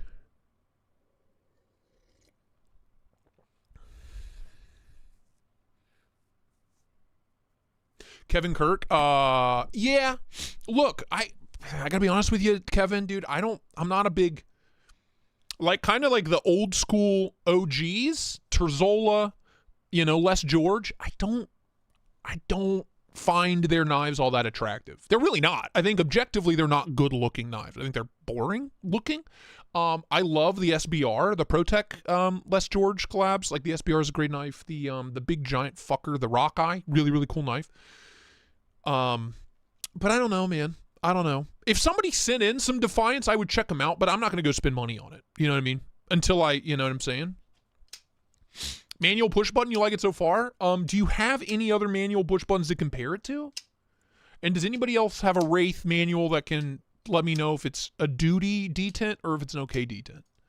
Because Steve says terrible button stick. I've experienced that on a Heretic manual. And horrible detent. I've also experienced that on a Heretic manual. I've handled two, and they both had horrible issues. So, I don't know. I don't know, man. If you like it, though, brother, that's all that matters. Vandaput, what's up, man? Been away for a few months, but I'm back, baby. That's it, on its way. Send it. The P.O. box is in the description. Just, there you go. See, here's a custom Les George. 204p. I'm not mad about that. But again, am I going to go spend $900 on it? The answer is no. You know? Yeah, dude, send it. P.O. box is in the description of every video. And then just be sure to include a return address for me in the box. Or, you know, email me, tristateedc@gmail.com.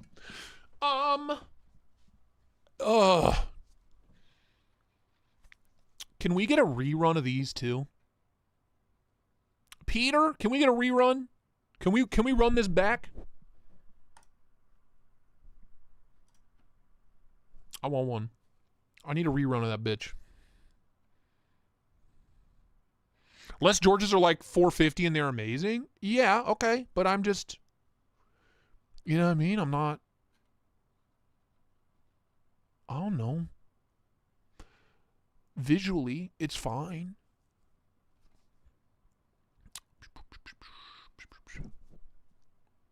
What? Spyderco Sage 3?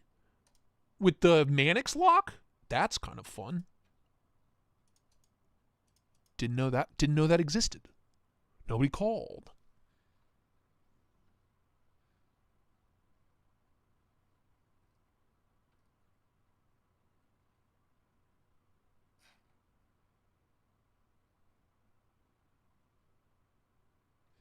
Tanner, that Strider's another one I have handled maybe 20 different Striders, and they've all been horrible. I have handled maybe more, 20, 30 examples of different Striders, different models, made different years, different materials. They've all had issues. Every single one. Either no detent at all, just absolute garbage. Horrible lock stick. Terrible lock. It's one of those two things, or both. Every single one. No detent or horrible lock stick or both. It's unacceptable at that price point. It just, like, why? Why are people still buying them? And I don't know that that's improved. You know, Metal Complex even agreed. I was chatting with him the other day. He was showing off. He has that one Strider. He's like, yeah, this is the, he goes, yeah, the only reason why I have this is it's because it's the only one I've ever handled that didn't have problems. He somehow, like, hit the fucking Strider jackpot. And he's like, miraculously, this one has no issues. But he's like, every single one I've handled to sucked. And I was like, then why show it? Why support it? Why show it off? If you literally got the 1 in 1,000 that's like acceptable. Do you know what I mean? Yeah, it's like a 9 or a 10-inch knife with like a 2 3/4 inch cutting edge. It's so dumb. It's so dumb. Ooh, why is that? Is that the full size one? S90V? Damn, son. I know he's working on Warnies. If he's at Blade Show, I'm buying a Ripper.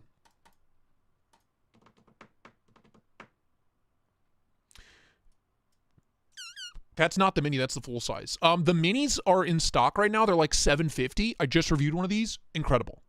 Exceptional, dude.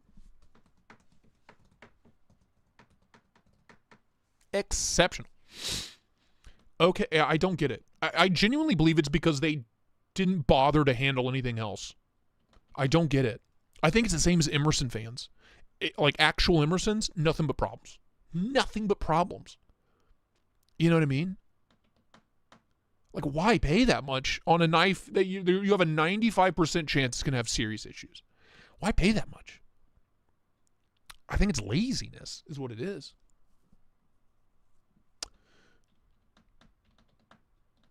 It's like 13 choils. It's a 2-inch cutting edge, and then 17 choils, and then a handle.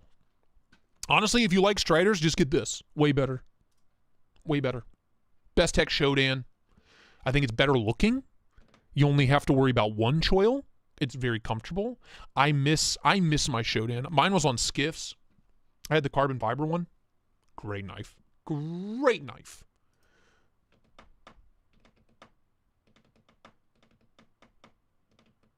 Dewey, what's up, dude? Good to see you, man. Good. Ooh. Oh. Kobani, what up, dog? Ooh. S110V Pair 3. Oh, it started life as... Oh, we looked at this. Mike's Damascus. Look at that blade. Oh. See, look. Spyderco. What are you doing? What are you doing? You know what I mean? You're missing, you're whiffing. The fact that you have not done a Warning Pair 3, you are just, you're wiping your ass with money, I think. You'll sell 1 billion of them. That's the Tristate guarantee. I'll buy 500 million of them. Like, this thing sells out in 10 seconds, the PM2. If you did a Warning Pair 3, I'd have 3 of them. And I'd actually carry them. What are we doing, Spyderco? Leaving money on the table. All you have to do is change, like, everything's the same. Just change the blade. Lock interface, everything's the same. Like, come on. Sal? Do I need to get him on the phone? Listen, Sal, it's your boy, Big Papa. Listen up, dog. You're wiping your ass with money here. A bunch of Spydercos. Stovepipe? It's just too much, man. I'd pay I'd pay $375, maybe $400 for one, but I still think it's too fucking much. Oh, there we go. Here we go. $1,000. Would you like some blade with that choil? Choil. A little bit of blade.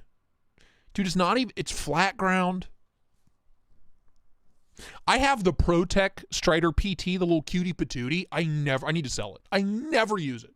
I never fucking use it. Because of this, just shit gets caught in this all the time. All the time. Are Oz's worth over $1,400? No. I wouldn't pay more than $900, if I'm being honest. I paid $800 for mine. And that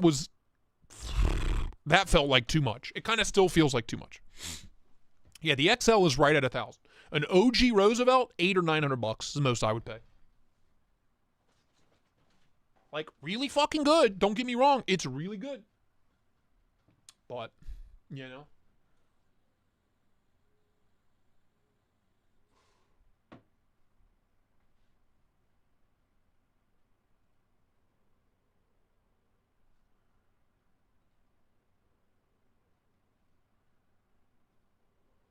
Chaz, it's like he didn't know what he was doing.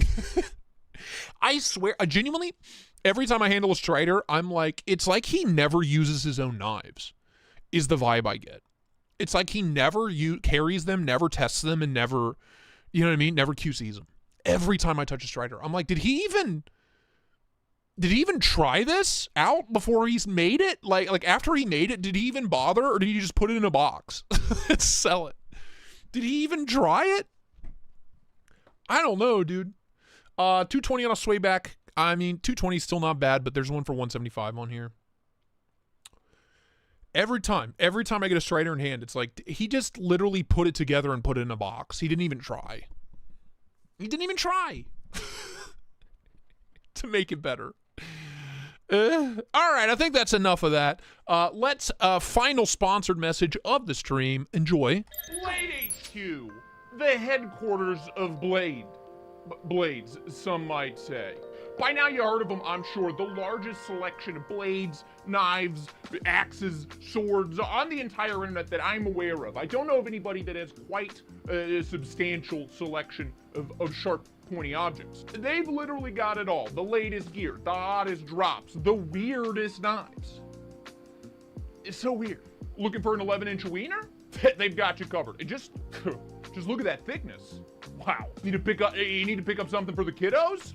They've got you covered there too. Look no further, pal. Hey, you need to pick something up for that upcoming big barbecue bash? Brother, they've got what you need. You can even get a matching lighter if you want. If you need to light stuff on. It is a barbecue after all, you might need a lighter. When I say they have it all, I mean they literally have it all. The stuff you need, the stuff you don't need, the stuff that you look at and makes you go, wow, who is buying this? Blade HQ, link in the description. Click it. Click the link. It's in the description of every video. Click it. Do it. If you don't click the link in the description, I swear to you,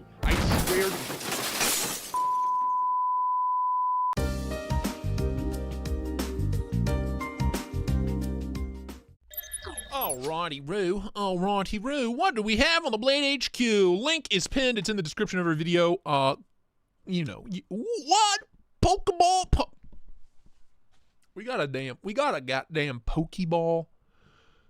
Tenable? Button liner lock? In D2? Why does it say Pocket Monster Jade? What? I'm in. You son of a bitch, I'm in. Sign me up. Hell, dude. Hell. Okay. Why not? Anal bead bracelet spotted where I have a watch on. Oh, in the video. Oh, Dewey. Holy shit. Thank you, man. For your patronage. Upgraded to the Stash Lord. Thank you so much, my guy. Thank you. Thomas Gates, what's up, man? We also have a button lock mini sheepdog sprinkled into oblivion. We have the Topo Tism. I mean the Tie Slim. Yeah, that my bracelet broke. I need to tie it back together. Came apart. I got snagged on something and my anal beads exploded everywhere. You know how it goes. I'm really loving the new blade shape on the raccoon. On the raccoon button liner lock. Hello. I like this. I like that. fuller, nice sheep's foot. Still got a nice pokey tip. I'm into it. Like a reverse Tonto sheep's foot kind of situation. I'm into it. What else? What else? Mueller? Mueller? Never heard of her. Some Exos. The OG Exo's too damn big for my taste, so I don't have one. What else? I do like the new Bulldog Fix. Video coming soon on that. Obviously, I love the ring bow. I love this little knife. Love, love, love. Legit like my new favorite Kaiser. The only thing that can improve this would be a hollow grind, but as is, dude. As is. I just adore it. I love the way it looks. I like the way it cuts. It carries great. Freaking love, love, love the ring bow. Solid stuff. Button liner lock sheepdog, you gotta love it. The new harpoon fold is excellent. I carried that yesterday. Wonderful. I carried both of these actually yesterday. The Drop Bear Zero and the Maverick, exceptional. Both wonderful. The detent on my Drop Bear Zero could be better, but it's fine. The ring bow detent's perfect. For whatever reason, it's a little light on my Drop Bear Zero. If you got a Drop Bear Zero, how's your detent? Is it good and snappy? Is it kind of soft? I think I just got a weird one, personally. I like the new little Siafu situation from Dirk Pinkerton. Dirk Pinkerton job. Yeah. The TR3 Schmexy. I've had a TR3 for a couple of years now. I like it. It needs a regrind. It needs a hollow grind, but I like it. Fixed blade Loki. Good stuff, good stuff. I think we saw this Tuesday. Cosmic butt. The Cosmic's kind of weird. I don't know, man. Reverse compound ground drop point chonk blade. I don't know. It's a bit much. It's kind of a lot going on. The duos. That's a very pokey boy from Bistekman. Some Raw Dog tactiles. We love a good tactile. I also have an affiliate link for tactile if you're ever shopping. Where the fuck is it? Boop, there it is. Love the light switch. I think everybody needs a light switch pin. It's so much fun. Budget tipper, also highly recommendable. Very bizarre blade shape, but a delight to use. It's such a useful blade shape. That Ago SIF, SIF, whatever the fuck. I think that's cool looking. I wish it wasn't a shaft lock, but I do want to get one in for review, so we'll get that in, play around with it. Meteor's a great knife. I'll reverse compound your chonk. All right. You mean it? Marty, you mean it? All right. Okay. Dark, what's up, dude? And then we have last month's drops, the Serpentine. I like the Splinter a lot. The Faka, it's a cool knife. March's drop was just way better from Kaiser. Way better. Those new gunslingers are in. I think the hardwood is kinky, and I think the butterscotch is kinky. Both of those really do it for me. Yeah, I saw that. It's a bit much, Dark. It's like $900. Like 9 something. It seems like it's pushing it price wise.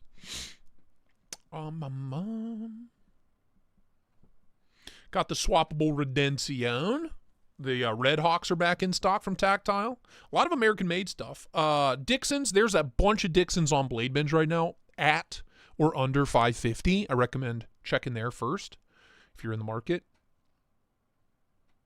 Boop. What's my opinion on the Metamorphosis Reverse Tonto Warncliffe Sheepsfoot? Is that the one with the radius lock, radial lock? Fox Yeah, we were looking at this. Roy, I've never handled one. If I was actually asking a week or two ago if any of you owned one, if I could borrow it.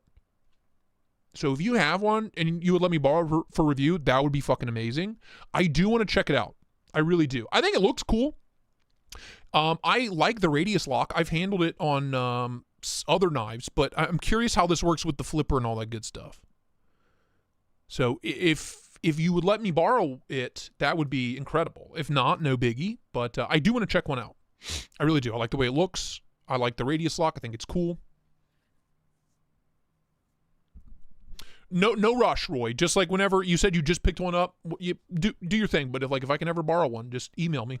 Let me know. My P.O. box is in the description. Just let me know, brother. That would be sick nasty. Love the parallel. So thin. Love an axial. Axial shifts are in. I have the Warney. That's the one I kind of recommend, but you know me. I like a good Wharncliffe. Horncliffe. Co-Bunny? I disagree. I think you're going the wrong way. I think I have a lot of knives, but I carry them all. I use them all. What am I going to do with a fucking sword? You know? What am I going to do with it? I think it's like, I don't know. For you, what you're saying is the same as saying like, oh, after you have a handgun, a shotgun, and a rifle, everything after that's just fun. You should buy a howitzer. You should buy a cannon. What am I going to do with a fucking cannon? You should buy a tank. That's the advice you're giving. I just think it's a little weird. I think you're going the wrong direction. What am I going to do with an Abrams, with an M1 Abrams? You know what I mean? You know what I'm saying? Oh, I've already got a shotgun and a rifle and a handgun. Well, I'll get a fucking tank. It's the obvious next step. Oh, I've already got a daily driver pickup truck. I'll buy a fucking a bulldozer. That's the next obvious step. It's just like, what's the point? A cannon would be dope, though. My dad, there was this guy. I've told this story before. My parents own a machine shop, like a CNC machine shop, small shop, 10-man machine shop. But there was a guy in the early 2000s, you know, that ordered, like once a year or so, would order a couple of cannons. He designed a golf ball cannon, and Dad would have to make them. And we kept one for a while before we got rid of it. But we took it out. My uncle has a 1,200 acre farm in Indiana. We took it out there. He just like, I don't even know like the kind of range we're talking on this thing, but black powder wad golf ball. It was such a snug fit for the golf ball, dude. Absurd. I mean, it was a cannon. It was a real cannon that just shot golf balls. Miles? I don't know how far. But we would fill steel for like 5-gallon buckets full of water, clean through, and the golf ball would just disappear. Like the bucket wouldn't even move. Clean through. Doing like Mach 9,000. Unreal. So yeah, we've had cannons. I've had a cannon before. It's a lot of fun. Dong? Howdy-ho. Dong? Heidi-ho, yo. Glad you found the cola strand. Clean that knife coal. Nasty. Rub it down while roasting me. Everyone loves a good roast tate at Dong, thank you for the $10, man. Appreciate it, brother. I got a cannon right here. I wish we still had it. It was a lot of fun. That'd be a fun video. You know? I don't know. How many car doors does it take to stop a golf ball doing 3,000 meters per second? How many car doors? I think it'd be fun. My uncle has a functioning, like, old school black powder cannon that shoots cannonballs on the farm. So that's fun. Like it's not a replica. It is a working recreation of a Civil War era cannon. It weighs like 900 pounds. It's so insane. That kind of just sums up my family dynamic. You know what I mean? You know what I mean? That kind of sums it up, I think. You know? We like cannons, I guess, and knives and guns. I don't fucking know. Yeah, golf ball cannon's a lot of fun. And it was so cool, too. It didn't weigh much. It was so easy to move around. Dad had it welded. It was adjustable height, and you could shift it left and right and up and down with little hand cranks.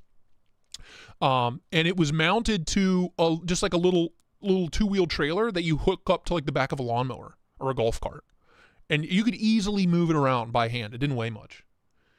But it will send a golf ball through a Ford F-150. Long ways. It was so dumb. It was so dumb. All right. Well, I think we're caught up. Avids are still in, you know.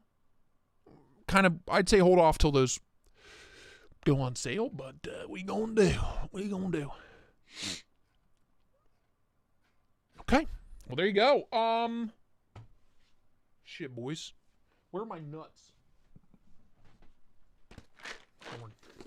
Imagine a golf ball hitting your car, moving at Mach Jesus.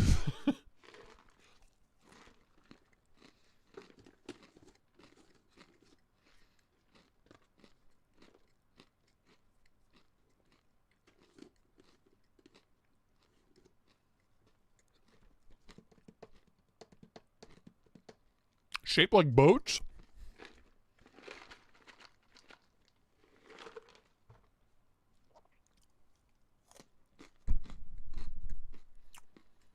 Chevy man, what's up, man? Pool balls? Damn.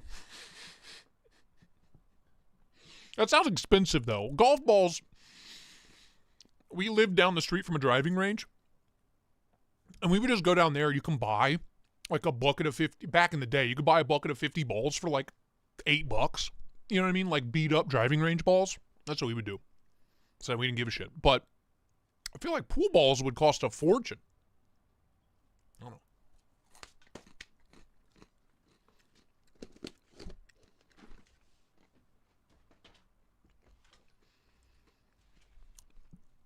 Co-Bunny, here's my opinion on that. Here's my hot take. If anything happens to you in your car, if you can't handle it with a pocket knife, you're dead anyway. Do you know what I mean? If there's something that happens to you when you're out in the world that you can't handle with a pocket knife, you know what I mean? Or a portable nail gun, shall we say? You know what I'm saying? Wireless hole puncher. You're donezo anyway. You know what I mean? That's just my 2 cents. I'm just saying. That's my thought. You know what I mean? Am I going to drive by katana somebody? Like, what am I going to... Hiya!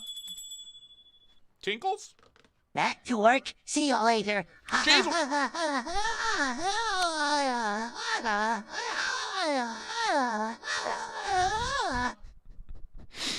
I do. Thank you, Cheezel. I do agree, Dewey. Swords are cool. I have an 8-foot hunting spear in the corner. I do have a katana, from the flea market. So, like, I'm no hate. I'm just saying, like, I'm good. That's good for me as far as, like, large bladed weapons go. I'm all right.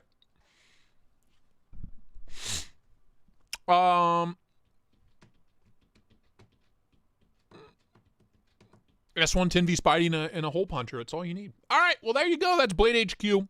Our boy asked for a roast. I think we can pull that off. Dong. You paid top dollar for it, baby. Ooh, Paul, what are you up to? Sorry, sidetracked. Ooh. Oh, shit. Paul, every time I see one of your posts, I'm like, I don't get it. What did he do to it? I forgot the gnome was a front flipper only. That just makes so much sense. I'm looking at that and I would just assume that it came with, do you know what I mean? Studs. That's clean, dude. That is freaking clean. Damn, girl. All right. I'll see what the dongster's up to. Ooh. Yeah. Wonderful. Derecho with a flipper delete and a Moorish chode. Delightful. Scrumptious. We also have a Strix and a what is it? I don't know.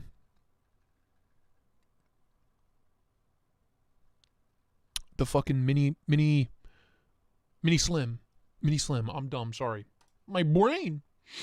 Ooh, little YOLO. Another. No, this is the mini slim. That's just the slim, correct? Slim mini. Wonderful. Wonderful. What a delightful pair here. Manganus and Under the Bridge. Okay. All right. Yeah. Wait, is this also? What is this? Who's this? Is this also Under the Bridge? Go away. What is this? Who's this from? Who made this? Dad? Both minis. Okay, thank you, Don. What is this? I like that quite a lot.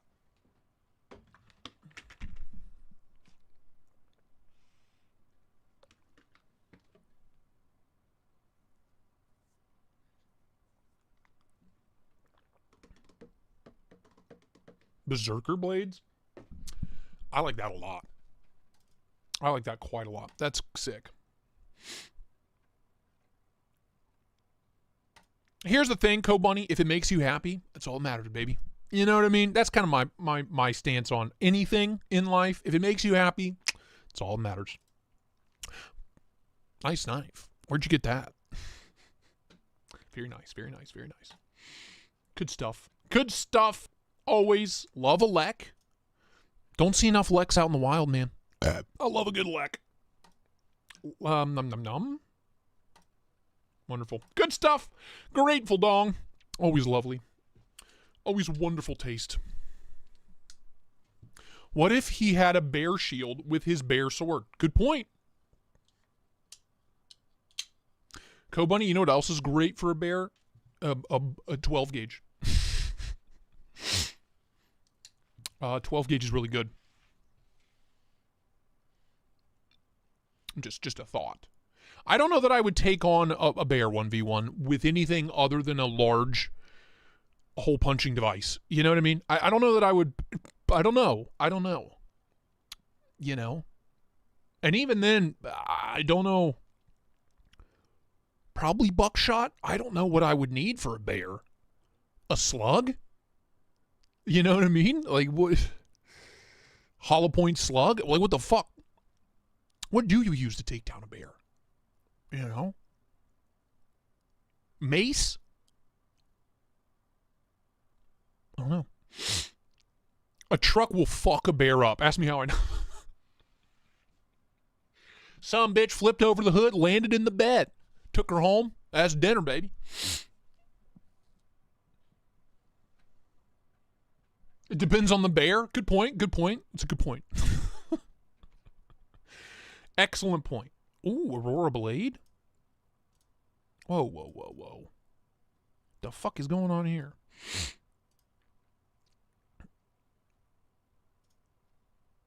What? Stop.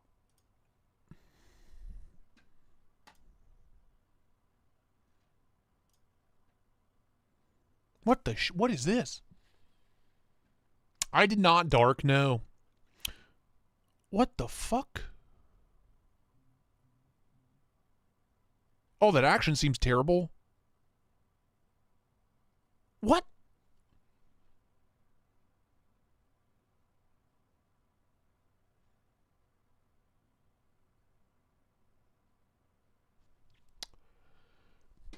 I'm none the wiser now, if I'm being honest. So this thing is the flipper tab? That's the flipper tab? Okay. And then it functions like a normal frame lock? The closing action seems so stiff. Very interesting. $329 and they're gone. Interesting. If anybody bought one of those, let me know. Jesus, dude, Forever Steel. Forever Steel out here forever making the wildest shit. Hello? Like, what in the hell?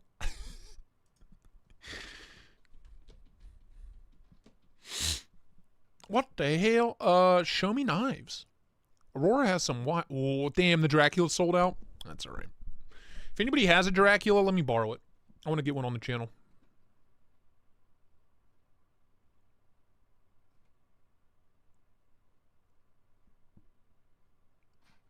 Some wild shit. Some fucking wild ass shit.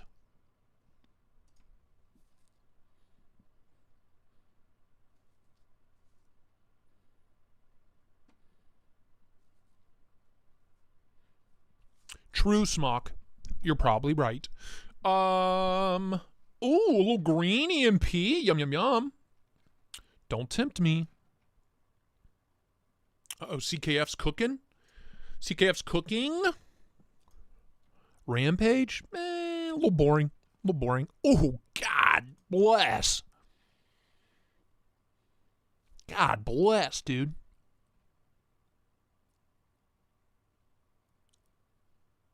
You have to reload the spring.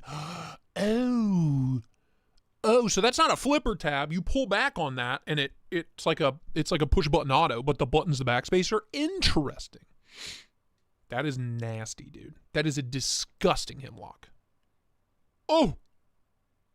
Oh. Oh, no, stop. Make it stop.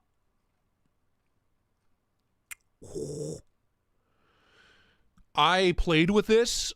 This is that Shodan I was talking about. No, that's the exploit. This is the exploit, but kind of the little brother to the Shodan. With the hollow grind. Oh. God damn. That's disgusting. Hello? What's Transparent been up to? Ooh. Yummy. Oh.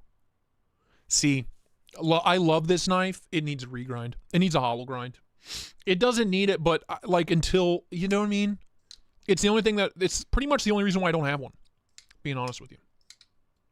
It should have been a Stonewash hollow. Should have been. Missed opportunity. He had the blade stock for it. He had the blade for it. He had room for it. He had the thickness for it. Like, the OEM he works with definitely could have done it. So, missed opportunity on that. Really. Kind of bums me out. I need one of these. Numb. Dude, if you're out there, what the fuck? Can I get one of these? I've only ever reviewed N1. You're on N7? What's 2, 3, 4, 5, and 6? Man? Hello?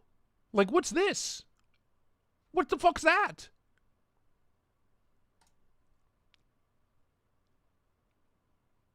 What do I gotta do to get one of those? I thought we were pals. The fuck? Man? See? One of your most liked posts ever is my picture. My guy? What do I gotta do? You want a little tug job, man? God damn. All right. Oh, you know what? Let's wrap this up, kids. Huh? The numbers. What do you mean? The fuck? What are you doing? What are you doing? What the fuck do you think you were doing? This is my time slot. You time slut. CCKS is in California as well as Southern Cali? Are you double dipping? I'm gonna be in Cali, dog. Are you double dipping? Cali. You son of a bitch. What the fuck is wrong with you? That's what it is. So CCKS, they do one in Nashville. So this is California. California Custom Knife Show. They do it in Nashville as well as California. California is the bigger one. That is October 24 and 25. Why is the tagging not working? October, I'm going to fucking 2 shows? Canceled. What? Canceled. Everybody ban him. Everybody block him. Oh my god, I am, bro. I'm going to fucking Blade show. Oh, don't hate. I love Ray. I just giving him a hard time. I'm just giving him a hard time. I know he's playing with this new rig. What? He put his keyboard back here? Yo, I'm chilling, bro. Damn, I had no idea I would be gone 2 times in a month, bro. Fuck. Damn. All right, I gotta make these videos quick. I'm gonna Did he? I can't tell. Did he respond? Tonight, guys. I don't know where Kelly's taking me, so I'm gonna be streaming outdoors today. We're gonna test that a little bit more. Wait. We should raid him. Hold on. What up, Eclectic? Yo, wait, is Eclectic Marty? Hold on. We're gonna, how do I do this? How do I do this? We're gonna rate him. Hold on, everybody, hold on to your tits. Dumb quick, bro, because I gotta do 3 videos Back up. for the day. And no, I want Cole here. Cole's my The buddy, fuck? yo. Cole's mad funny. Rate him or something. I'm working on it. Settings, edit, You know what I mean? customization, redirect. Man, that's gonna be crazy. We're like running around Atlanta, like being. I think what's gonna be dope is like when I bring people. Is he rateable? I swear to God. Like the Kaiser VIP Uh, party or the I'll crash out if he's not rateable. invited to the Wee Knife VIP party. Damn it! That would be crazy streaming that. Yeah, I can't rate him. The access to Lame. stuff that people don't have access Lame. to is what's gonna make these streams like really insane. Like going Whatever. there with, like, a guy- Anyway, here's what you're gonna do. I'm gonna wrap this up because I gotta shit. It's time.